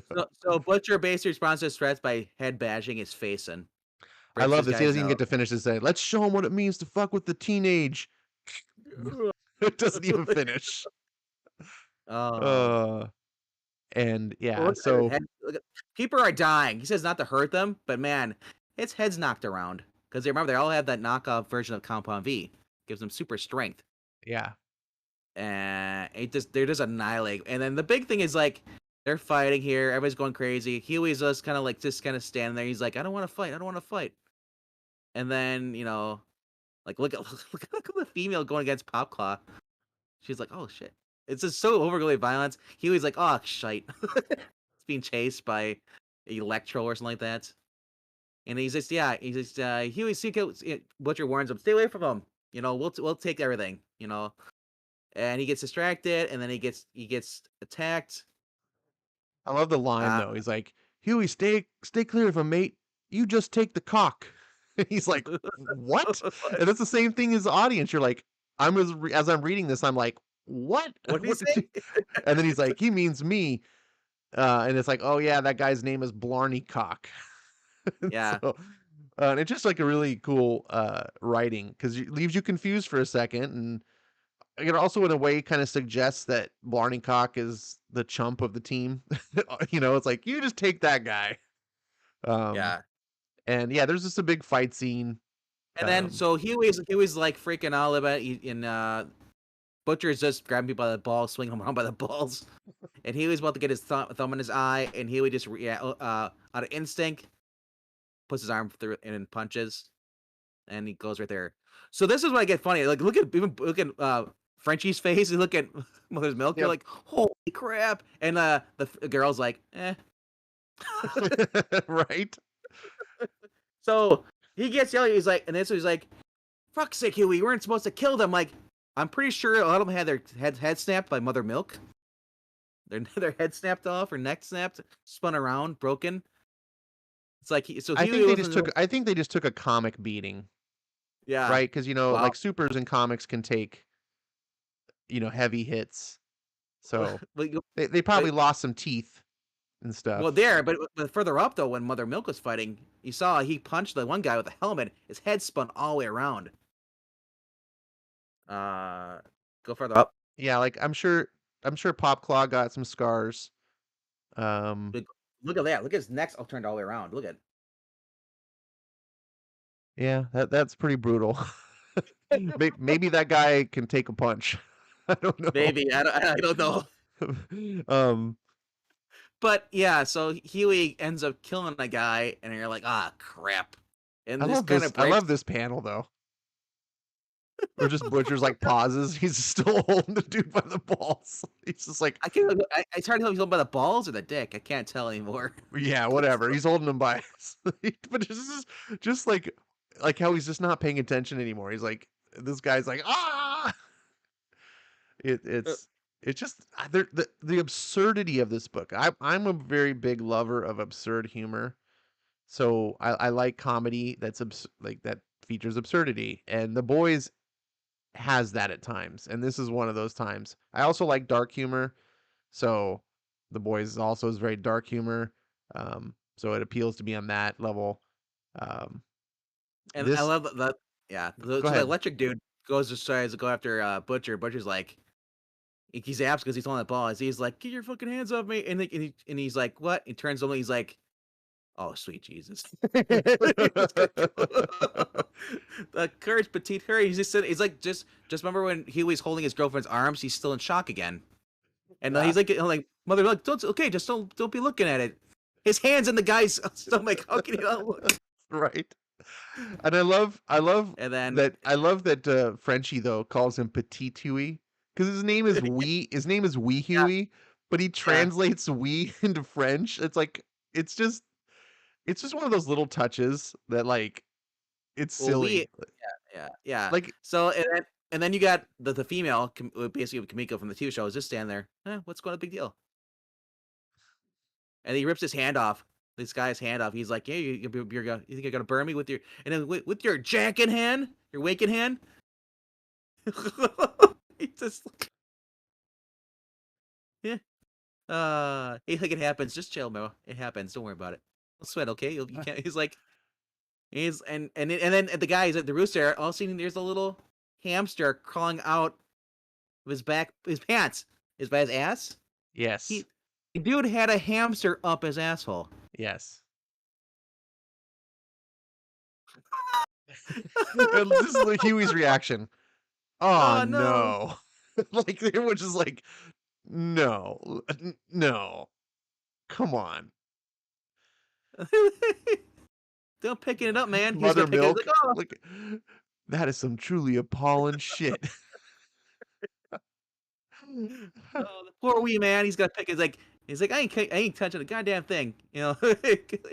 Oh, but he's stuck in a terrible cave. He's like, oh, fuck me. He's rigid. I ain't touching that. Get the fuck away from me. He's touching the hamster that was in his ass. Butcher's like, well, now I've seen everything. Oh, wait, is she using Popclaw's hand to cut Yeah, the she's tape? using her claw to like hold him. Um, The hand's actually attached to her.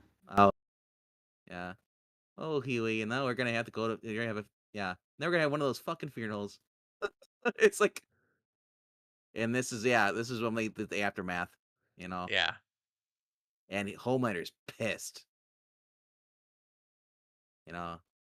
And then he's like, just it's like if you don't want to, if you guys don't do this right, you'll end up just like just ask Lamplighter about, because he says this guy is not going to go away. Yeah. Later on, they're wondering who tipped off the kicks and making that way, and he's like, they're Kessler. I'm thinking Kessler is the guy who got kicked in the balls in the first issue. Yep. That's Kessler. Yeah, he tipped him off. And yeah, just look on the left. You look at Homelander's face expression. You look at Butcher's. It's like they're looking at each other, almost in a sense. Like they Yeah. know who did it. Yeah. That's If a every, really if cool every juxtaposition. Like they're not really looking at each other, but the way the comic paneling they're does thinking of it. each other. Yeah. Yeah, and so at this point, you don't know what's going on if you've never seen the TV show. You have no idea what they're kind of thinking about, but you know that for whatever reason he doesn't like Homelander, and Homelander doesn't like Butcher. Actually, you don't even know. Actually, at this point, you don't even know it's Butcher. At this point, you're assuming it is if you're reading this for the first time. And then we get the funeral. Talk, oh, he's such a great guy. He was, like shout out former member of Teenage Clicks and all. They're like, yeah, he was great. And like, remember we got this in the show. They did this, and they're kind of talking about how great the guy was. Translucent. He was the greatest. He Yeah. was one of us. Despicable. Terrorist attack. Yep. Yeah. Fake And then news. the funny thing is the guy up there, the one at Butcher Head Fashion, he's like, he talks like this now. He's got he's basically like Mike Tyson talking now. He has no teeth and his nose is destroyed. Uh and then I now is that supposed to be Huey Long? Who? The guy at the flat top? The guy reporter on the other page. Go back up. Guy from like sports stuff, Fox News Sports when they do stuff. I don't think so. um. Yeah. Yeah. So they do some like the interviews. So Who big was the game. best That fuck? big big game is the leader of the Teenage Kicks. I He just kind of looks like the Badger to me. doesn't he? That's what I got right away as a badger. Like And yeah, so um shout out former member of the Teenage Kicks. And then so we get to see like different heroes chiming in. Um Americans, yeah. I love like the things that they're like saying. It's like so spot on. Like this drummer boy is like, we want you guys to know that we're here for them, that we're thinking of them, that we're praying for them every second of every day. And it's like it's those same like sound bites that you just hear all the time. Like you could just replace this Yeah, anytime there's a tragedy going on. You could say like, celebrities. "Oh, Yeah. insert Melissa Milano talking about Ukraine." Like this is Yep. the same fake We are the world. nonsense. We are the people. Yeah, just like, "Oh, we care so much." Um, I think that's one of the things I really like about this. I think Garth Now, Ennis and the show nails it in a so different we way. yeah. But So Adam Fleischer, spokesman for the Vought. That's the guy. I think that guy who was sitting in the background, maybe right? the Yeah. Seven regret that they can't join us after this afternoon because of some exciting developments of their own, which I advise all of us to keep an eye out for.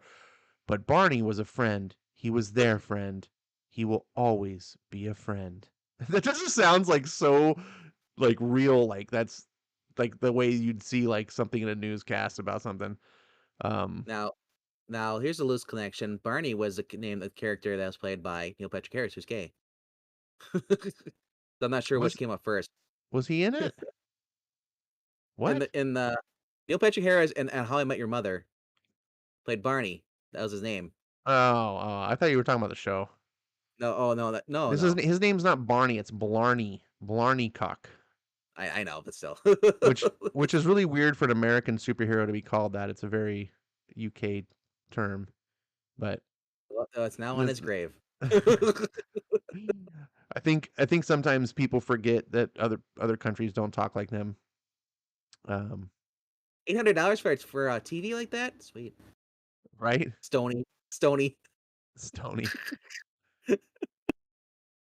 And then Huey's upset because, well, I can't. He's like, I can't stay on this team because like I got away with murder. It doesn't sit right with me. I killed someone, and I, even though I know it's his offense, I didn't mean to, but still I did it. He's like, I'll make another phone call. He's like, dude, I'm what? He's like, I'm just joking with you. But he doesn't want to be on a team where he can just get away with just doing acts of crimes. And he's like, you know what? I'm not gonna try and stop you, Huey. This is gonna be a decision, but I gotta tell you, mate, I think you're making a mistake. Why? He says like, you're really brilliant about spying on these and Egypts. It's like, blackmail them and scared away. Who gives a fuck about the bloody seer hose? And he's talking that to telling that he's telling that to the butcher. He was saying that to butcher, and he's like, why? He's like, I mean, what do you get out of it? Why do you bother with them? He's like, well, one of them raped my wife, and this is where you get to hear about this. He said she never told me, or and the shame on it or something. No, but she read in her diary afterwards. First, we woke up one night with her guts were being all over the bed because the baby was super fetus. She couldn't hold it, handle it, and they attacked me. And he's like, I had to beat it to death with a lampstand, but look, there's two. He's like, see what this? Heat vision did that. So he's convinced that Homelander raped his wife because the baby had heat vision. Like, and just how about we learn her name is Becky, and he just thought she was the light of his life, and without that, he's kind of like, he just wants revenge now. So we learn exactly what The Boys is all about. It's about Butcher. He wants revenge the most. Yep. So right I then and know I there, know which one of it I know which one it was that done it to her. I'm gonna fucking have him for it. he's one of the big boys. Talks about, yeah. He's like, he explains about they all have a casualty allowance. Well, the big boys, the 7, they get like 60%, where the other ones only get like 20%. So it's like they're the ones that get away with everything, where the ones who are the kids, version, they only have so much, and then they're scrapped, and then they're ruined for life. But the Vought 7, you know, yeah, they're like they're untouchable, but he's gonna touch them. So in a sense like that, yeah. But he says like, yeah, he said a lot of them aren't even trained. They're just put on the costume. That's it. So And he they're not explains like real. why do the cops in the White House, even the military, just sit back and let these cunts get along with it? Because he said Huey's like, because they're scared of him. And then Butcher says, and that's where we come in. I won't Yeah, bullshit you, Huey. This would be the last time you'd have to top someone. This wouldn't be the last time you have to top someone. It's big boy rules now. All this nice guy stuff you get to do because you got a choice. That all goes out the window if you want to win. You saw Vic sleep at the funeral today, eh? Aye.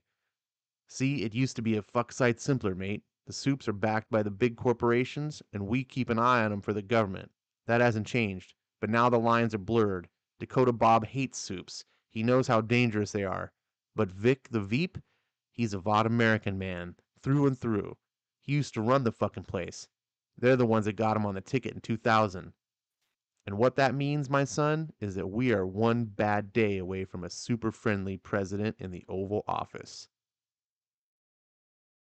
And yep, then Huey's like, "You think that's why I should stay?" And Butcher's like, "I think you should stay because you're good at it and you like it and you have a score to settle, so you want it." All that, and I always wanted a little brother. And I just love I love the circular storytelling. I like how it yep. starts on the bench, it ends on the And bench. I like how they use the bench again to introduce him to Annie. I love the yep. dog. I get why they couldn't do the dog in the show. It's very tough to, but man, it really adds to the comic. He's like, "How's the hamster, by the way?" Um, we get the epilogue with Annie, of course. Look at she's cut her costume, of course. Poor Yep, Starlight. Um, yep. and let's see. So the boys, just doing their thing. We just know that there's going to be a showdown, and yeah, we know that our boy Huey is in All the way in. all the He's, way. he's balls deep in this now. And And that is the Cherry, conclusion. The fact that it's called Cherry is the name of that story arc. It's a good in a kind of disgusting way. It's a good name. I mean, Yeah, yeah, and then you um, get like, yeah, this was cool too in the comic books. If you have the deluxe editions, they tell you how they drew them just different ways, and that art is just cool. I love it. yeah, You know, it's only till Garth. Yeah, because he says, what does it say? The version of Nick Fury or Frank Castle, cigar has a requisite symbol on his iron jaw, but then a gleeful smile. Doesn't see the character as Garth wanted him. Only until Garth described Billy Butcher as having a dark, cruel smile of malicious intent. That got me to sit down and I drew Butcher's face over and over until I got it right. See, look, it starts at A, B, C, D, yep, and then the final is on the right. I love that. yeah. I do. I That's like the cool. penciling here. This is when I see this penciling, it makes me go, ah, the inker mess things up. The problem with the art that I have is really the inking. Oh well, but yeah, that's a great face. A little bit of Henry Rollins in that face. You know who Henry Rollins is? Yeah, I know who it is. He's too He's a old. punk, Yeah, he's too old today. But if they would have made the show like 20 years ago, he could have been a choice. And of course, we right? know we know who this guy was set to be. Look at the early renditions of Huey. You're like, I'm so glad you didn't go with that. Um, Well, yeah, Ronnie brought up something too. I forgot about that. At this point, Annie was actually Starlight is actually dating Drummer Boy. yes. Okay, I forgot about that because I read these a couple days ago. Yeah, so that's the thing too. Yeah, so basically, Drummer Boy is Sonic Boom. I think it was in the show, Uh, but I don't know if it's the same. It's not the same character. I don't know if they replaced. but they changed him up. Yes, but I'm just saying Yeah, that's like, yeah. So because yeah, Annie was single in the show. yeah, Um, she had been broken up. She had, yeah, wasn't revealed till like season 3, the season that she yeah. even had a boyfriend beforehand. So I want to give a chance to welcome. Skip came in while we were reading, or not reading, but going through things. Dragon Majesty, good to see you guys.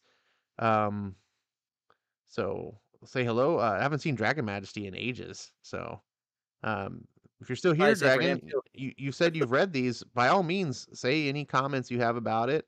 I want to encourage anyone that's read these books that has anything to say, good or bad. We don't want to turn anything into a super negative stream. That's not the point. We're trying to read these for enjoyment, but definitely anything you have to say. Ronnie says it's funny that they had Drummer Boy show up at the funeral, given given where Starlight went to. Yeah, I don't think Drummer Boy eh, is aware of anything. The way she describes, it's like she says, like, "Oh, I'm dating Drummer Boy, but we're waiting until marriage," type of thing. Like it's a very innocent kind of Yeah, dating relationship. So I they imagine, might, yeah, they met at Christ Camp. So yeah, I imagine Drummer Boy either A is super naive like she is, o- or or he's B he's diabolical. he's diabolical. It's bloody hell. Yeah. Now, are you like me when you went and reread these? Did you read them with like Butcher's voice in your head? Of course, mate. Like, I'm sorry, not Yeah. Butcher's What do voice. you? Oh, Obviously, it's Butcher's voice, but what's his name? Carl Urban's voice. oh yeah. How can you not? It's like I whenever I know. read When I was Batman, reading it's it, I Kevin just heard Conroy. Carl. I just hear Carl's voice in my head. Um, Uh, yeah, all of them. Yeah, Homelander's voice. Like I said, like that's the great thing about television. You actually it's done well, like Batman animated series, Kevin Conroy. Before that, no, you just read their own voice. But since I grew up watching the series, Kevin Conroy. That's how I read it. Whenever I read like a Batman comic and he's in there, it's oh, for Conroy's sure, voice. for Because sure. it's just like Carl Urban's. It's just that powerful, you know. Like I will say this: as much as I love Kevin Conroy as Batman, I love Carl Urban as the Butcher almost equally. Oh yeah, Carl Urban does a fantastic job as Billy Butcher. I mean, I love that this comic is different. I know like from a plot standpoint, there's a lot of similarities on certain things, but Yep. thematically the comic feels just very different. Like, the main thing is about like this is just a job and they just keep the heroes in check. The show is really just about supers are bad and the boys need to kill them all. Um Yeah. And all the comic books are based off the actual real life superheroes. There is no Marvel, DC, all that stuff. If there is anything, it's because it's based off the real heroes. Yes. And I like Yeah, you ain't so seen nothing yet. And that's true. I really like this when we get to this book with the comic book guy. I have an idea Uh who it is, yeah, but I'm not gonna say it because that's next time. yeah. But that was a cool issue. I very much enjoy this. I think I've only read the first 2 volumes. I forget where I left off because I broke off, but I did read these for sure. Um, and the Tech Knight issue is pretty gross from what I So remember. I love Stephen Grant and all his art, his writing, and I love Garth Ennis, man. That's why I'm like, give me Peacemaker with Garth Ennis. Give me an actual ongoing, not these little one shots. Like Well, make. I don't care if you want to improve Peacemaker, prove him the way he was written on the show. Keep that, and I think Garth Ennis can do it just like it was in the show. He can keep that kind of similar tone. look how they add the hamster at the bottom. That's such a great I little know. touch. Oh man.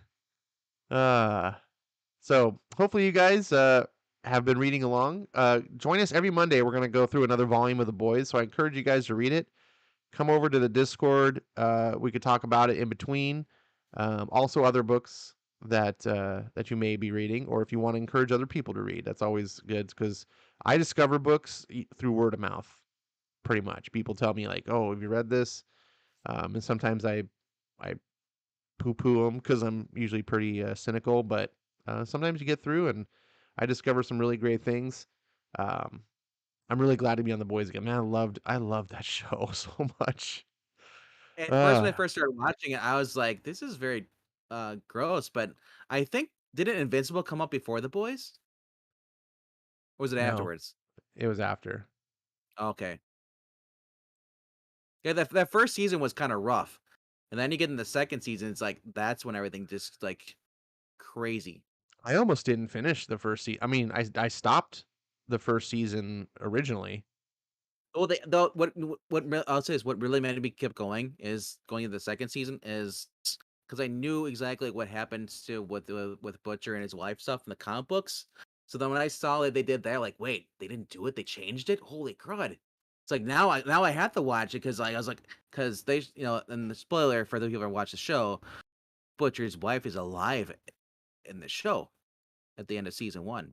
It's revealed, and the kid's alive Yeah. in the Which is why I yeah. was saying when we were doing the shows up, you can't watch the show and be informed by the comics because the comics just kind of go Yeah. a different route.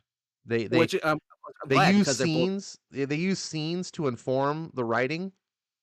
That like clearly the park bench scene where he meets Annie that was in the show, but they just use it as a like from just to like capture sort of the essence like in the scenes. But a lot of times the reasoning behind things are changed, and the motivations of the characters are different. So you can never trust like the whole like Grace, like she's totally different character than the CIA director just that we see yeah, here. Susan. Yeah, yep. Yeah, and sometimes they even change the names, right? Because I don't think his wife is named. Well, I guess her name's Rebecca in the show, Rebecca, but he calls her Becky, yeah. but I don't think he ever says her name's Becky in the show. No, he says Becca. Maybe he does. So Yeah. obviously, in the show, there is a little kid Ryan. In the comic, he beats the baby to death. He That says he kills it, so. yeah. So there's differences. So um, So now I get the idea that it's Homelander that raped his wife, and that's what killed her, and they had to kill, like, the son. So, keep that in mind as we read the comic books, and, yeah. Hold on to your britches, lads. all right. So that went a little bit longer in the telling. But we're going over 6 issues. It's a and, I think went a little longer than we normally planned, but you know what? I think it's worth it. And if you're a fan of this show, fan of the channel, and also a fan of the comic book, you'll stay this long. So Well, I want to get into something before time runs short. A little something we call sour capes. You had brought something up to me in the chat or our little private chat about what you called the worst of the week. Care to? Every For those who don't know, on Tuesday nights, me and Zach on Geeky Pup Show, we do the top 5. That's where we basically take our pull list. We choose the top 5 books that we think are gonna be the best of the week. Now this week, because I'm on Ash's channel, I decided, you know what? We're already talking about how capes suck. Let's talk about the worst capes, the worst comics. So this is my bottom 5, the worst 5, which will be the week. The worst 5. All right. So I got the new comics coming up this Wednesday. What is the number 5 bad pick of the week? All right, I gotta go get my list out, my photos. Tell us, and I will just sort of casually scroll the Right. books. I let the audience, and you audience members, if you want to chime in, what do you think's a terrible? We haven't read these books because they're not out yet, so we're making Oh, completely biased yes. decisions. They could surprise us, All right. but almost certainly they're not going to. All right. So my top by bottom 5, number 5 is gonna be well, X-Men, Hellfire Gala, number Oh, 1. Hellfire God! How could this be a bad pick? How The could reason it this? is the reason it's at 5 though, because we've seen this before. Nothing new is gonna come out of it. It's still gonna be trash. That's why it's not at number 1 for being the worst. A new team is revealed at last year's gala. Mutants changed the face of the solar system, terraforming Mars, and claimed it for mutant kind. Do you think you can afford this year's gala? All contained in one oversized issue. So I got something to say about this right away. The last year's gala wasn't one issue. Yeah. So he said Why is it that this one would only be one? Because we it's don't. gutter trash that they can't admit defeat and they have to double down on nonsense. Hey, look, no one bought this Hellfire Gala. Well, we can't admit defeat. Do another one for one issue. Right. And last time they got a whole new planet. What are you going to do this time? Nothing. It's going to be this is a big nothing burger. Gary Duggan. This is going to be terrible. Is anyone in chat? I want to see if anyone in chat is interested in buying this because I don't think anyone is. RoboCop with some chick that looks like Emma Frost. That's what it looks like. Here's the cover you want to get, Venkman, I'm sure. I hope it's good. Suspense and waiting 8 seconds after it pops up. Conversation. Oh, are you clicking on the Jean Grey?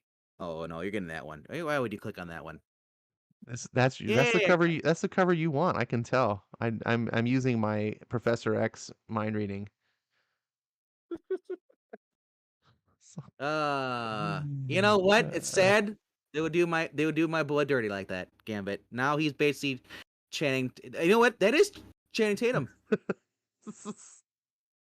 Wow, Magic Mike. I'm shocked, but not that shocked. If in the 90s you would have shown me this as a comic book, I was like, "Oh, this is what comics are going to be like in the 2020s." I would have been like, "Shut your mouth. You don't know what you're talking about. There's no way Marvel would do something like this." With the X-Men no uh, less. Like this is so crazy. Like you don't understand how big the X-Men used to be. They made you know how big Batman is? Like DC's got a million like X-Men was made Batman look small. Um it's so crazy to me. What's number 4? Let's get away from this. and number 4. Well, number 4 is gonna be Superman, Son of Kal-El, number 13. They're introducing Dreamer. Yeah, not the real Dreamer. This is the trans Dreamer from CW. Nicole You Maines. say I'm a dreamer, but my heart's a gold. So, but look who's writing this. Nicole Maines. Oh, the actress from the failed show. really? Yes, her and Tom Taylor are teaming up to write this. Oh my god. Why is she writing a comic book?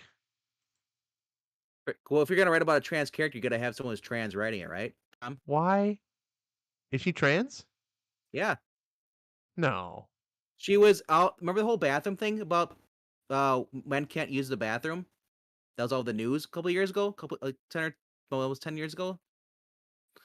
That was her because she wanted to use the men's room or like the girls' room, and there was a big thing about that. Some states were saying you can't have the whole debate. Well, here's her comic writing credits, and they will Well, not yeah, be surprising to anyone. Pride, Pride again. Oh my goodness. Now I can see why this is your number 4 pick. And just look at this cover. Like, oh Look my at him. god. He's having an orgasm. He's got blood and cum. It's so it's so cringe. Oh, Dreamer, the most forgettable character since I don't even know, since Superman's boyfriend. Um, I thought that was Superman's boyfriend was gonna be Dreamer. Aren't they making him a thing? I don't know, man. It's what it is, I bro. gotta read the pitch on this. It's the dramatic DC Universe debut of Dreamer. When every hero on Earth is threatened by Henry Bendix's machinations, it's a race against time for Dreamer to warn Superman before it happens. But will this mysterious new ally premonition become a nightmare for Jonathan Kent? It's not Dreamers Genius Universe because she was actually in. Yes, I say, and I see she as in female, born with organs. I mean, what is a woman? You know, I don't know. I yeah, don't know but what a woman is. anyway, but the original Dreamer was Silver Age comic books. You dumbasses. This is the DC Universe debut of the Dreamer with a penis. Or I don't know. I can't ask a question. I don't really want to know if it's changed, but I think that they should show us genitalia so we can just know. the bulge. I don't Yes, I don't know. Let's move on. This depressed we're me. being trans. What is the number I'm sorry. 3? This this show is turned transphobic. I apologize. Go watch something else. Um. I'm not transphobic. I'm stupid phobic. I'm All afraid of stupid things. right. Now, I had a hard time choosing because I know there was a runner. This is a run up for number 3 because I almost chose this one. And that is Punisher, number 4. That was almost my number 3. Oh. But I Well, saw something. let's give a quick little let's just show it to the audience here as to what they missed. You know, if it didn't have the stupid, never mind, it's stupid. Okay, It's got swords. he's got swords, and of course the villain's got Uh, guns. You notice that? He's got yeah. swords. He's bringing a knife to a gunfight. That sounds like Punisher. All right, go So on. my number 3 is I Am Batman, number 11 I am Batman. by John Ridley. Ugh. Following the stunning conclusion of the previous issue, Why is this not called I Am Not Batman? We had I Am Not Starfire. Ace Fox and his task force are upended. You would Taking think Man Ray into custody could be a deadly prospect for Chubb and Whitaker. And what secrets does this mass murderer hold? So my question is, why would he want to be Batman, take on a white man's mantle, when there is a Batman? If anything, he's so offended. I don't want to be like Bruce. So I am not. Don't you remember Yeah, the Fox family completely yeah, stole the yeah. Wayne fortune? But the only son So that stood up, self-unaware. yeah, the only one that stood up and said this is wrong, give the money back was Lucius's son, his other son. Uh oh, what's his name? He's a signal. He's Batwing. It's Luke Fox, isn't it? Luke Fox. Luke Fox said to give the money back. He had nothing to do with it. He left. He just basically disowned the family. So I'll give him credit for that. That was in Future State. So and the dumb thing about this, Future State was we were told in the story that okay, Bruce Wayne's dead. Everybody thinks he's dead. You know, he was off the grid for a week. He's missing for weeks now because he was shot. He was healing himself up. Because everybody has all spec technology, he couldn't risk.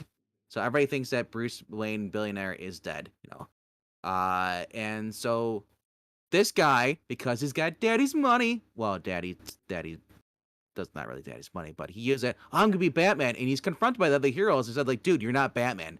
And even Nightwing said like, dude. And then it got to the point where Nightwing just said, fuck this, because they were so overwhelmed by everything that's going on. He just ignored them, kind of let go of the, and so that's why this guy wanted to be Batman, and he had to go to New York because it'd be stupid to have him in Gotham with the real Batman. Because he's a stupid character. That's why he's not on Gotham. So self-unaware to me that you would create a black Batman who literally stole the fortune of the guy that he's stealing the identity of.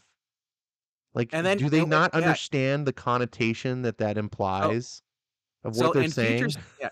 So also in Future State, he was confronted by the real Batman. He's like, he says something. He's like, son, you can't, you shouldn't be dressing up with this. It's a dangerous life. You know, you should go home. And Bruce is like, that's my line. And they fight, and Bruce pretty much gets the upper hand. And like, and I forgot, I think they get interrupted. Because that's what always happens. When two heroes fight, they're interrupted by the villain. But yeah, so it's dumb, and that's even DC knows it's dumb. That's why he's been pushed over to New York. Because and nothing happens in New York and DC. Like exactly. the real cities in DC, nothing ever happens. It's weird. Yeah, exactly. It's so weird to have a DC hero in like a real city. Yeah, exactly. You know aside from the obvious racist undertones of this book, that it was created purely to be a token character, which I find people should be incredibly offended by this. I'm not really offended by a lot of things, but to me, I'm like, I think the audience you're going for should be offended by what you're doing, but that's not for me to judge. But what gets me about this is the real Batman. Number one, he has a very clear motive. Number two, he grew up rich. He has a Batcave. He's got a butler who's like an ex-Secret Service person and get trained. But he went away for like 12 years and learned from like the masters in all their fields. He learned like how to be a ninja. He learned how to be the world's greatest detective from like Ducard. He even learned from Scott Free on like how to like escape. Like he learned all these things to become like the pinnacle of like human conditioning and like skill set.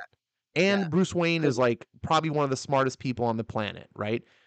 He said, I mean, in order to beat these criminals, I have to be trained like these criminals. Jace Fox, it was literally a guy in a suit, a rich man's like he's just a kid who's decided I'm gonna be Batman one day, threw on a costume, and that's not how that works. Remember we were talking earlier about how like you read comics and you just look at it and go, it takes you out of the story when you go, this doesn't make any sense. When I look at this, I go, you're just some clown cosplaying as Batman. You would get murdered in the first 5 seconds. Now, like it's already hard. It's already hard enough to believe Batman does what he does. Like, so the fact you bring that line up, my mind always goes back to like Batman Beyond. You're just some clown who thinks he's Batman. He's like, I am Batman. To Terry McGinnis. Now I don't know if that's happened in this thing, but I don't now this story. I don't know if he he's using his daddy's Lucius Fox's billionaire, if he's axed it. But I know that Bruce is no longer a billionaire because he lost a lot of his money, gave it away to Lucius Fox, but he got some money back. He's like a millionaire. So, but what's really weird is that Bruce, being a millionaire, or he lives in like not fancy places. If anything, he has like hideouts for like new caves. That's the thing about Bruce. He needs the money to do Batman, but as far as living, like he's got all these different caves all over the city he built when he was Batman. You know what would happen in old school healthy DC Yeah. Bruce Wayne would track this guy down and put him down because Yeah, this because guy Batman and his mom this guy he's would not. be bringing a bad name for Batman, and real Batman would have Oh, nothing of it. He'd be like, do you "You're know who should do it? Ghostmaker. Since Ghostmaker says he's only loyal to the Batman's ways, he should just take this guy out. no, Like but you're Bruce Wayne would do it. He wouldn't allow yeah. someone else pretending to be him."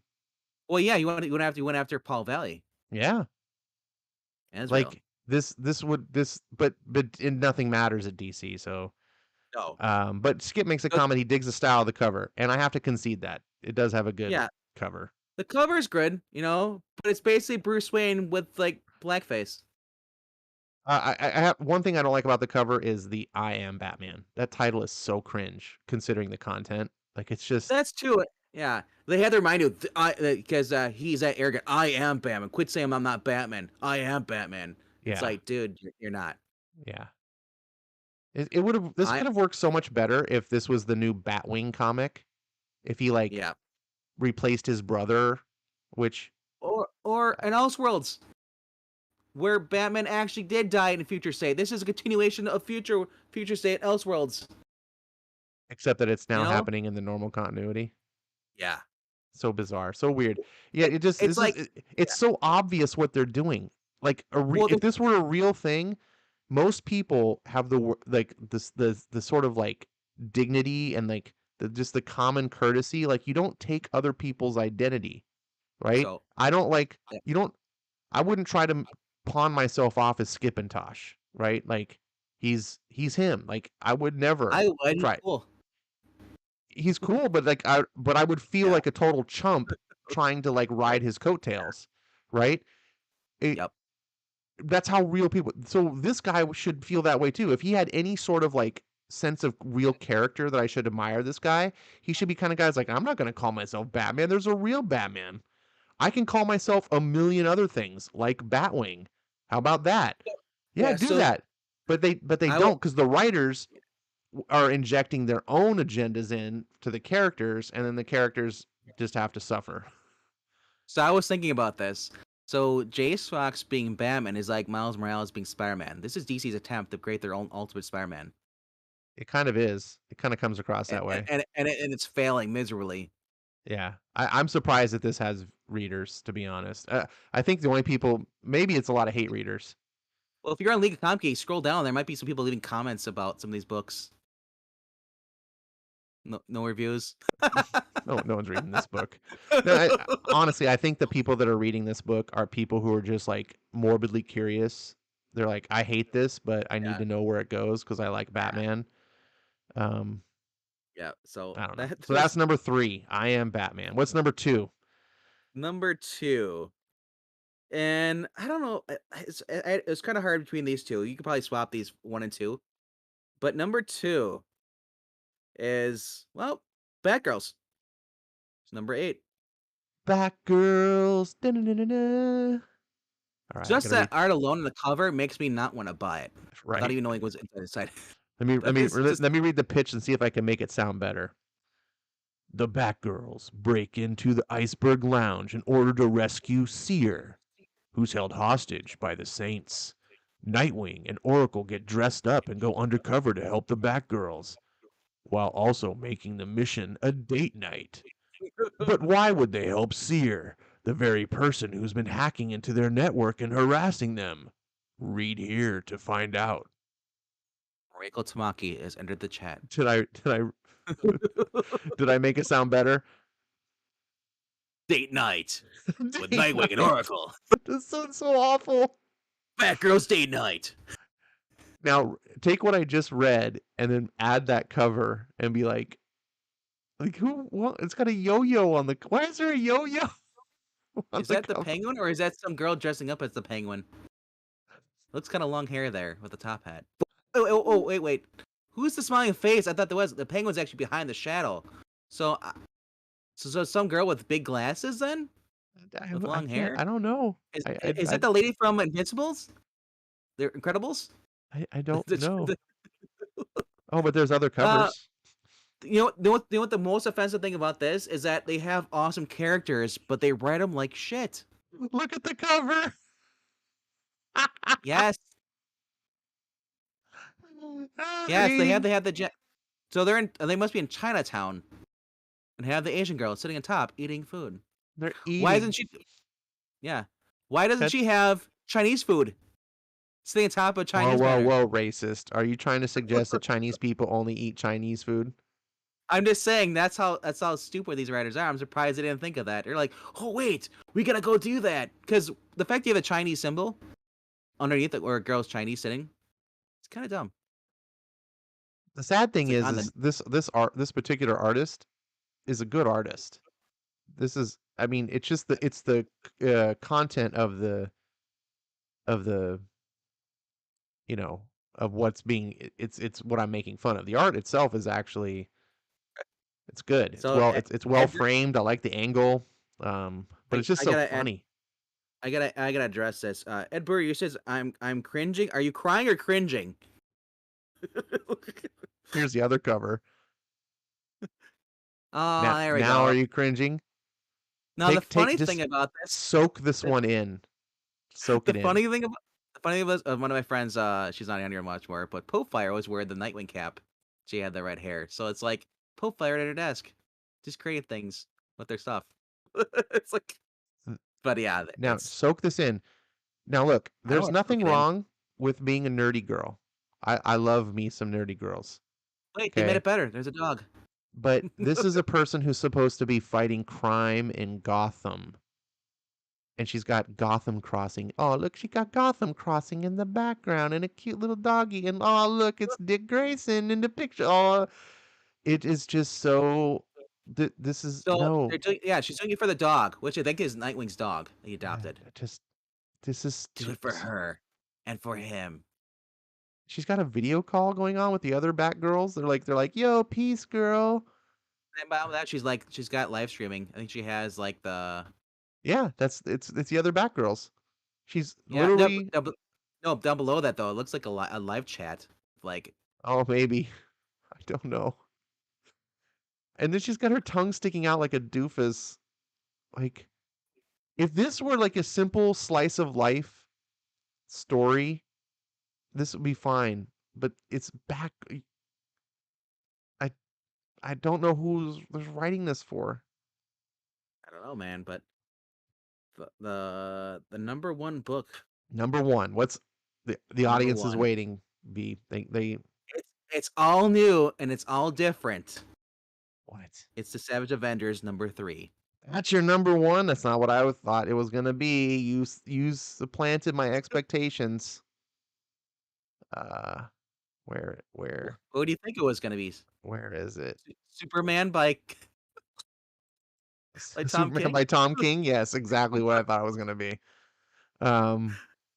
Oh my Oh, goodness. All right, now I gotta see if I can I make this. I gotta see if I can make this sound good.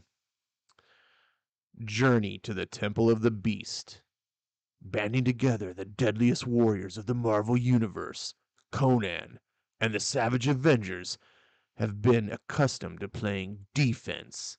But after being hunted across the Hyborian Age by Deathlock the Destroyer, only one thing is for certain. Our heroes aren't running anymore. Armed with a death-defying plan in the heart of a forbidden temple, can even the Savage Avengers fight against the future? Or will an ancient evil crush the victory before it's even begun? Everything changes in this sword and sorcery showdown between Cyborg and Sumerian. it shouldn't be the Sumerian. you know, Cyborg. Isn't that Deathstroke or what's Mm-hmm. his name? That's Deathlock. Deathlock. That's what it is. Yeah. Why did I say Deathlock? Why did I say Cyborg? Like it's like Oh, he Teen is a Titans. cyborg. I know, but it's like a go right that Teen Titans early. Now the dumb thing about this is that you got my girl here, you got my Daredevil, and she's throwing a sigh into the back of a guy who's cyborg. Why? Because you can't kill him because he's a robot. Robot lives matter, bitch. She took a vow not to kill anybody. And just my other thing is question is why? Why? None of this is all new, all different. Look at the people on a team. It's the same people. It's the same. If you scroll down, it's the same. It lists the characters in the comic. Same freaking characters from before. You gotta go down past all the weird speed. Agent Venom, Anti-Venom, the Black Knight, Cloak, Dagger, Conan, Tulsa Doom, Weapon H, and Daredevil. Uh, did Jason Aaron just like say like I'm done with this? Now you guys gonna have my toys? He never was doing Like what? this. It was originally Gary Dugan. Was it really Gary Dugan? I thought it was a Jason Jerry Aaron book back Dugan. in the Yeah, day. yeah. Wow. Yeah. It was his. He started the thing. Jimmy triggered. Jimmy's so freaking triggered. I love it. They rebooted Savage Avengers. I'm not surprised, but man, so soon. Yep, they rebooted. Well, you know, they reboot everything. Like they say, why does he look like Colossus? That's Look, what Colossus has been happening to Colossus after all these years of abuse by Marvel. dude, look. Savage Avengers already has a legacy number. Yes. So I feel bad. I've never heard of the writer or the artist on this book here. Can you imagine them I'm just putting anyone of name on this travesty? well, you got Benjamin Percy doing some books over here too. And I thought this would have been a Benjamin Percy book. And look at this. Here's Look, two Black Widow's characters on that here. aren't even part of the Savage Avengers. I know it's like if that would have been the main cover, I would have been pissed. I'd like, really? Put my girl in there? Come to think of it, Black Widow makes the most sense of all these characters to be on a team called the Savage Avengers. Yes, because she's Why pretty savage, isn't it? she should be like leading. She should be the leader if they're gonna do it. If they were really intent on doing a Savage Avengers book, It's like she they're should be the really leader. trying to. Now this is weird. They're really trying to make like the Black Knight like a thing again. Yeah, there's a reason he's not a thing. He was lame from the beginning. It's so dumb, but it's just I feel like some modern creator was digging through the archives and they're like, oh look, here's a character we haven't used. Now, if it was any other name other than this, other than being Avengers, and especially all new, all different, I'm tired of that title. Nothing's all new. Nothing's different. It's all the same. Yeah, so seriously, Elektra was on the previous team. Yes. And when you look at the cover, the only person on the team who they feature on the cover is a member of the previous team. So how is this all new and all different? There's no Punisher because wasn't Punisher in it? Yeah. I mean, like I think like Weapon H is new, Cloak and Dagger Cloak are new. and Dagger new, but So I mean, you like could have put Conan's them on there. the cover and showed like Where's all Conan? new, and you're like, oh, okay, these guys are new. But Dude, where is Conan? Conan the Barbarian. He's the savage. he's the reason they made Savage Avengers is just And so my they could thing put is, I him. thought, didn't Marvel lose rights to Conan? Apparently not. He's on the team. Yeah. So is Thulsa Doom. No, Why no, is Thulsa Doom on the team? Oh no, I guess. I'll stick up for Black Knight, and I agree with Marania. When he was originally introduced back in the day, he wasn't that bad. He was, it was cool concept, but they never really did anything with him. A dumb concept. Dumber than a dude with a bow and arrow. Don't sound like Zach. He's dumber than a dude with a bow and arrow. He's a dude with a sword. And he has a Pegasus that flies. I don't know if he does anymore, but he did. Yeah, that would be dead in an instant. As soon as you went against a supervillain. Like, so look, I get it. So dude, look. You know who else is a dude with a sword? Conan. Why did you have a team? You have Conan and Black Knight. Because he has a flaming sword. Do you see how stupid this is? Why did they just put both Daredevils in this book? He has a mystical sword that can cut through mystical bullshit. Okay. When does Elektra have time to run around with the Savage Avengers anyway? She's busy in Hell's Kitchen. Yeah. Actually, they left. They left New York and stuff to go take on the Punisher in the Hand. They left behind their lives, in New York and stuff. So Matt Murdock's gone from New York. Well, I got news for you. This same exact week debuts Daredevil #1 with Elektra too. It's a new era for New York.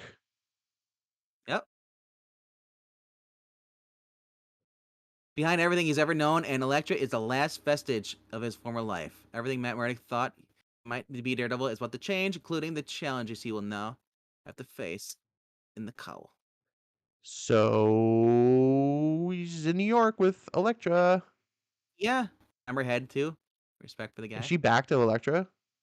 Or is No, this just an alternate cover that the artist didn't alternate know? cover. That the artist didn't know that she's supposed to have a different costume? Look, no, that's how they get you to buy that book because they know that people are not going to buy because you're in Daredevil costume. This is so cringe. Why are you still running around in the Daredevil costume?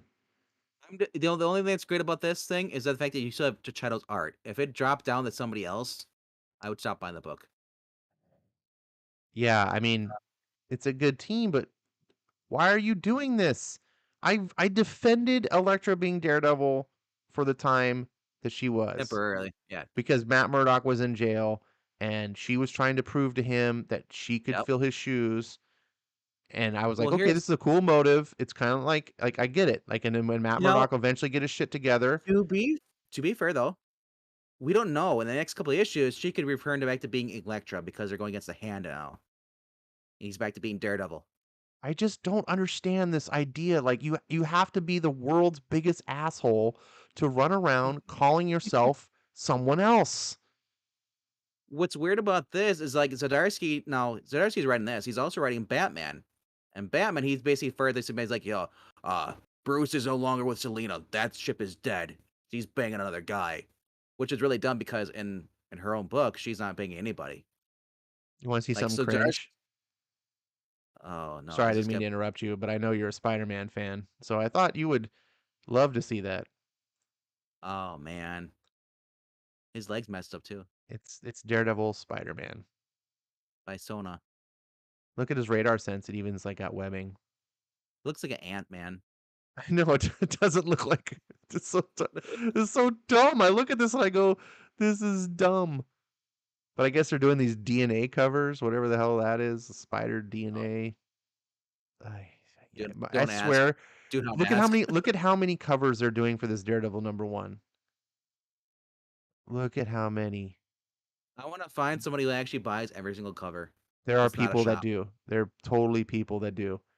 And this is the thing, Marvel knows it. That's why they constantly reboot their comics because they want this is how they can sell this many covers. They can't do this many covers on an issue number 2, 3, 4, 5, you know. But on the #1, there are people who are like, give me every cover. And look at 1, 2, 3, 4, 5, 6, 7, 8, 9, 10, 11, 12, 13, 14, 15, 16, 17, 18, 19, 20, 21, 22, 23 covers at I know. $4.99. Now see that's no, that's the main cover price. These other covers, remember, they're incentives.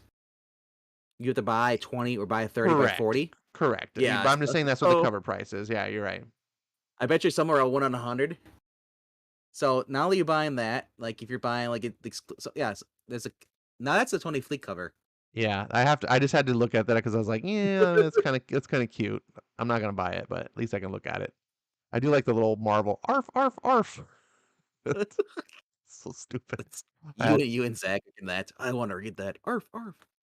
yeah, Ed Brewer says Uh $5 a pop. That's insane.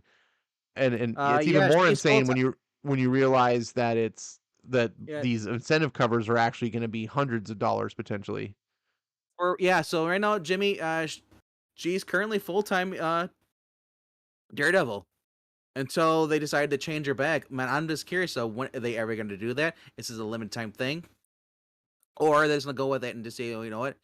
If you don't like it, this book wasn't made for you.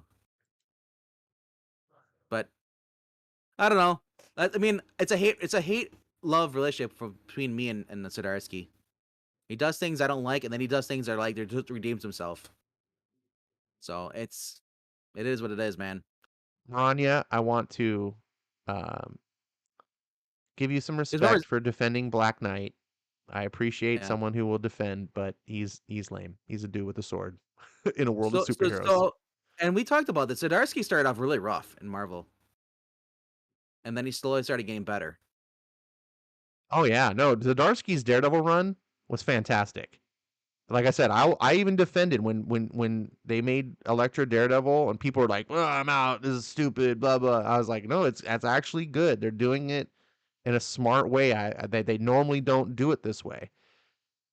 And then Now then they've they canceled yeah. the book so that they could do their stupid big event and reboot Daredevil, which I saw coming, and I was like, "Nope, that's the only reason I'm not getting Daredevil anymore. It's not because of Now the quality, but because they did that stupid gimmick, and then they decided, oh, now that Matt Murdock's back as Daredevil, for some reason Elektra is too, and she's gonna run around in other books like Savage Avengers as Daredevil. Like it's just no, it's just so dumb." yeah. I mean, at least when she was in I don't know, actually no, what was she where in the Anacenti one story? Remember they had the 100 Electro 100 issue? 100, I think she was still in the Daredevil costume. I can't remember. But you could tell that Anna Sente wrote a story, had not really, just had no idea what's going on in Zdarsky's, and wrote her own stupid shit, and it ruined it for me. I was like, I'll give her a chance because she took over after Frank Miller. You know, So so I'm gonna add an honorable mention to the bad picks of the week. I know you're going to. I know you're going to. We got the longest title also. This is the number one longest title pick of the week. Dark Crisis: Worlds Without a Justice League, Superman #1. Tune in tomorrow. Let's see if Zach's gonna get this on his top 5. Number one, I can't stand these like special issues that they Lions. do. Like it's Dark Crisis. It's not Dark Crisis #1. It's Dark Crisis: Worlds Without a Justice League #1. No, it's Dark Crisis: Worlds Without a Justice League, Superman #1, which means there's other Dark Crisis: Worlds Without a Justice League other things. Yeah, it's with Batman. There will probably be a World Without Justice League Batman #1, a World Without Justice League Green, and these stupid marketing gimmicks where they like just got to sell you these #1s because and they don't put the stories in the actual main like Dark Crisis. It just spins out of control. They did this with War of the Realms, and it was I'm just tired of this. There's an Aquaman backup story here. But So that is Tom cover King is doing it? oh, go Yeah, ahead. I was No, gonna but say, Tom King is not doing the backup story. I'd be awesome if he was. But then again, Brandon Thomas, Brandon rest of Thomas the is band. doing it. Yeah, The backup story will probably be better than the main story. you say that. I have no hope. It's Tom King. It's a lot of reason to have hope that the backup story will be better. Like it's really if you can't do a better story, and look at this cringe cover. Look at this. Just drink it in. Super Robin. Imagine a world where Batman didn't take on orphans. It was Superman who brought them back to his room. Or maybe it goes back to the cover. Or here he's opening up unbuttoning his shirt, and the kids in there in the bed. Silver Age. Ronnie says, I Ugh. don't want to hear the big two complaining about paper shortages when they delay good books to put out this crap. Oh, yes. Thank you. Well said. Well said. Can we imagine some homeless person that's like some people are throwing all these good magazines. Oh, this is just shit. He's like, oh well, crumples up, puts it in his jacket for warmth during the winter. Uh, Yeah, yeah. Like I said, and like it's so hard to choose because there's so many bad books coming out, and I hate talking about Captain Marvel. It's done all the time. That's the easiest thing to go for. But I was like, let's go for the ones that really will just hurt me. Like, yeah, Spider Verse. This is the Spider Punk from a different universe where he was in a band and is going against who was it, the Kingpin? I think it was the villain. He was the mayor, and they're the punks, and he was trying to outlaw their music. It's been a while since I saw the synopsis. I read through it, but I guess that I don't really care. Did they make Spider Punk black? I don't know. Was he white before? I thought so. I have no idea, man. I'm not into that whole Edge of the Spider Verse. I didn't read But that stuff. did they make a Daredevil Punk? That's why I That's what it pulled up looks this like. picture. She's new, I guess. Yeah, or him, her. It We can't both. assume that we can't assume their gender. That's why I said all of them. Wait! I still got 60 more. Oh my goodness. They them. So I want to just Uh, know, I guess since I'm right here, notify yeah. 8 billion genies has gotten picked up by Amazon for Are a you the one show. that's been reading this? I have not. I just found out I think yesterday that this has been picked up. It's only on issue 3, so if people can find the other issues or care about it. But now that I'm here, looks like James Herron did an alternate cover, so I'm gonna look at it because he's one of my favorite artists. Oof.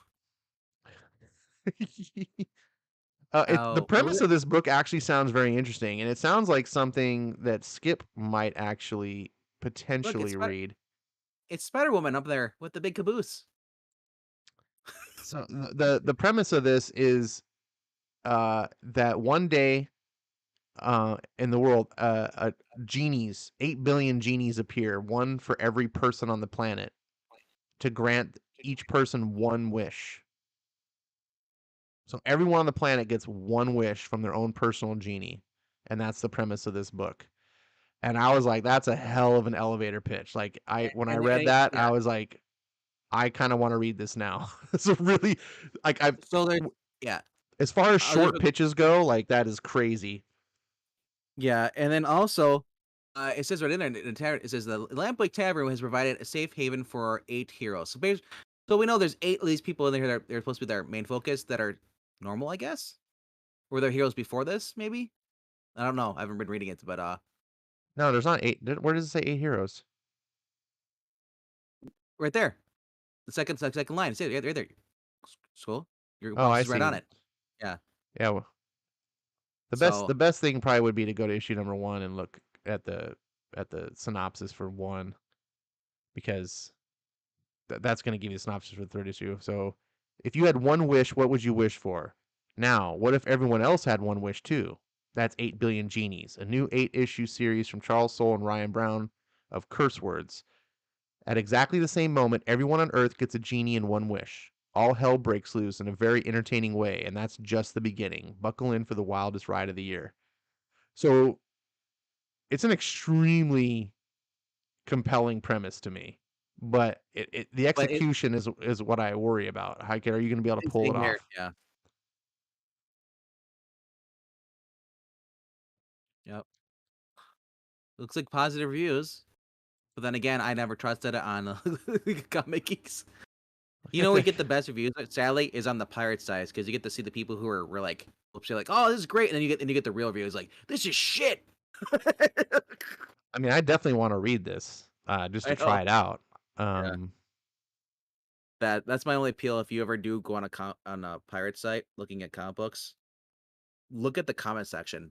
Don't even read the book. Just look at the comment section, and then decide if you That actually should want be to a go for feature. We should do. I mean, we'll do it for next week. Is pirate site comments. it. And I yes, you may do not. We yeah, here at Ashon Comics do not endorse the piracy of comics, but we do no. endorse the mockery of comments on pirate sites. People complain about they don't like the book. Who read it for free? I know, that's so funny. People bitching. Uh, The funny uh, part though is I'm I gonna started stop liking. pirating this book if it doesn't get any better. Oh, okay. I'm gonna tell you right now. The funny part is I've already recognized 2 people that I know I've seen other live streams that I've been involved with, leaving comments. Yeah. Yep. So if you left a comment and you appear on our channel, well, that's your problem. You shouldn't be leaving comments on a pirate site. So the whole We point know is it's we piracy, know who you are, but right? not because we were on the pirate site. We promise. Someone told us. It's because we're not dumb enough to leave our name on there, the comment section. Yeah, but if we know who they are, obviously we were there too. Uh, uh, you can't prove that. No, no. And Ed Brewer says, "I wish no one else had a wish." End of series.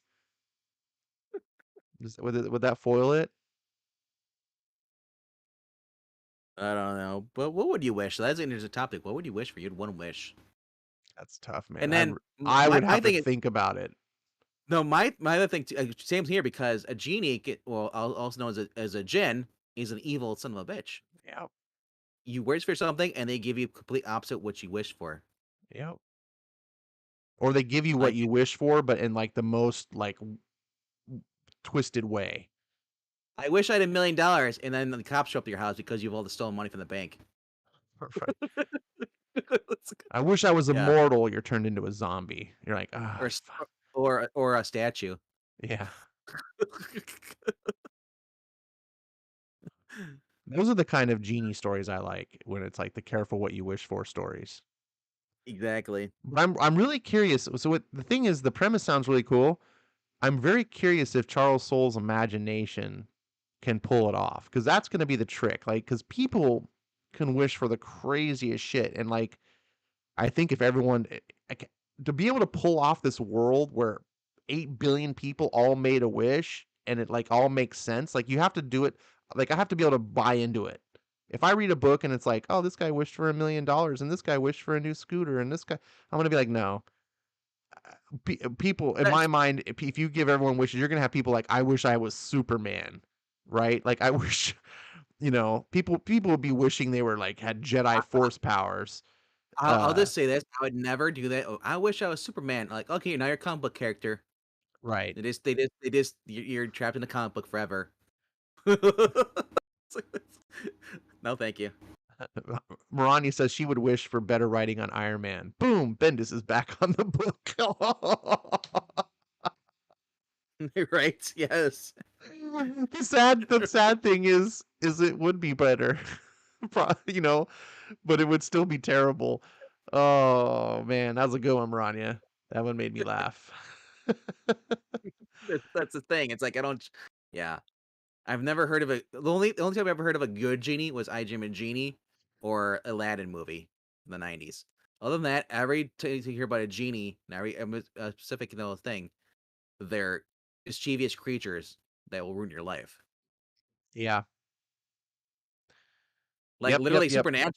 Supernatural had to like you didn't get a wish. The genie puts you in your own dream, your happiest fantasy, and then he feeds off your soul until you die because you're hanging up there. And he's just sitting there. You're just in there, and you're just in this dream state, and he's just sitting there, just drinking your blood and all that stuff. I was like, ugh. But Uh, yeah, all right, you know what guys. I do? What I wish for? I What's just thought that? it. The stream the end. You wish for the stream to end? Well, I can grant that wish. Yay! Look at What's the that. catch? What's the Uh, catch? it ends in 3 hours. No. It'll end. You wished for it. No, we're gonna wrap this up. But I want to thank everyone for being here. This is a bit longer than I intended us for normally to go, but it's kind of a pilot episode where we like feel out the ropes and I want to thank myself for being here too. You're welcome. Oh, you thanks. want thanks for being here with me. You made it better. I'm 100% uh, serious on that. Some say So, the opposite. well, those some people, Aren't here right now. I don't know. I don't have anything to say to them. I want to thank everyone in the audience that was listening here. Thank you for participating in comments. I didn't get every comment, but definitely was reading the comments. Um, so I am going to go into the Discord after we wrap this up. Anyone that wants to hang out is welcome to join. Venkman, I don't know what your schedule is, but if you want to come I hang got, out for a bit, yeah, I gotta go to the pisser. oh yeah, well that's fine. But I don't want. I just don't want to have a 10-hour England stream. So I, I love everyone that's been here. Please join us again next week. We'll try to tighten up the loose bolts. We're going to continue on with the God, I was losing it. The boys, the next 6 issues. So come on in, like, and read the books along with us and talk about it. We'll try to do a little bit shorter on the synopsis and the talk about the book, and a little bit more on the comic culture. Bring topics along if you want, and we definitely want to find ways to grow this. And we'll be doing late night comics for the foreseeable future, I guess, Monday nights at 9 Pacific. So Ed 11 says Central, 12 Eastern. and screw Mountain Time. Um, Ed Brewer says he's at work, so he's going to see us all later. Well, it was good that you could tune in at work, and we'll see you next week. Um, and Ed says he'll try to get The Boys. It looked like a blast. Absolutely, it is a blast. Love this book. The only caveat to the book is the mature content. But if it's And something that doesn't bother you, then I think you'll love the book. the great thing about Image is that you can go. It should be on a spinner rack at your local comic book shop. They have the free books. They're like 50 cents pretty much. Try It's these. not. It's not Image. I've It's seen. Dynamite. Oh, is it Dynamite? Yeah. Oh, well, I've seen the boys there actually on the spinner rack too. So for 50 cents. Yeah. They have a It couple of like introductory yeah. issues that are 50 cents, but they're not like the whole thing. They're just like it's like a single No. issue. Like they have the Yeah. Hero Gasm issue right now you can get for 50 cents. Yeah. So and also they're available in trades. Go to In Stock Trades. You can actually get the deluxe card covers sometimes or soft covers for half off. Yep. Also available on Comixology Unlimited. If you have that, you can just read the whole series and with your Unlimited. Um, or get them digitally to buy if that's your boat. There's different ways to get them. There Or recently pay was a me out humble bundle, $25. You get the whole kit and caboodle. That's what I got. for $15. I'll give you a CD-ROM. They're supposed to say that off the air. Oh, okay. My bad. Ignore everything I said, but unless you're really Ignore, interested. ignore. All right, we are out of here. See maybe anyone over at Discord that wants to come join us for after stream chat. And thanks for being here.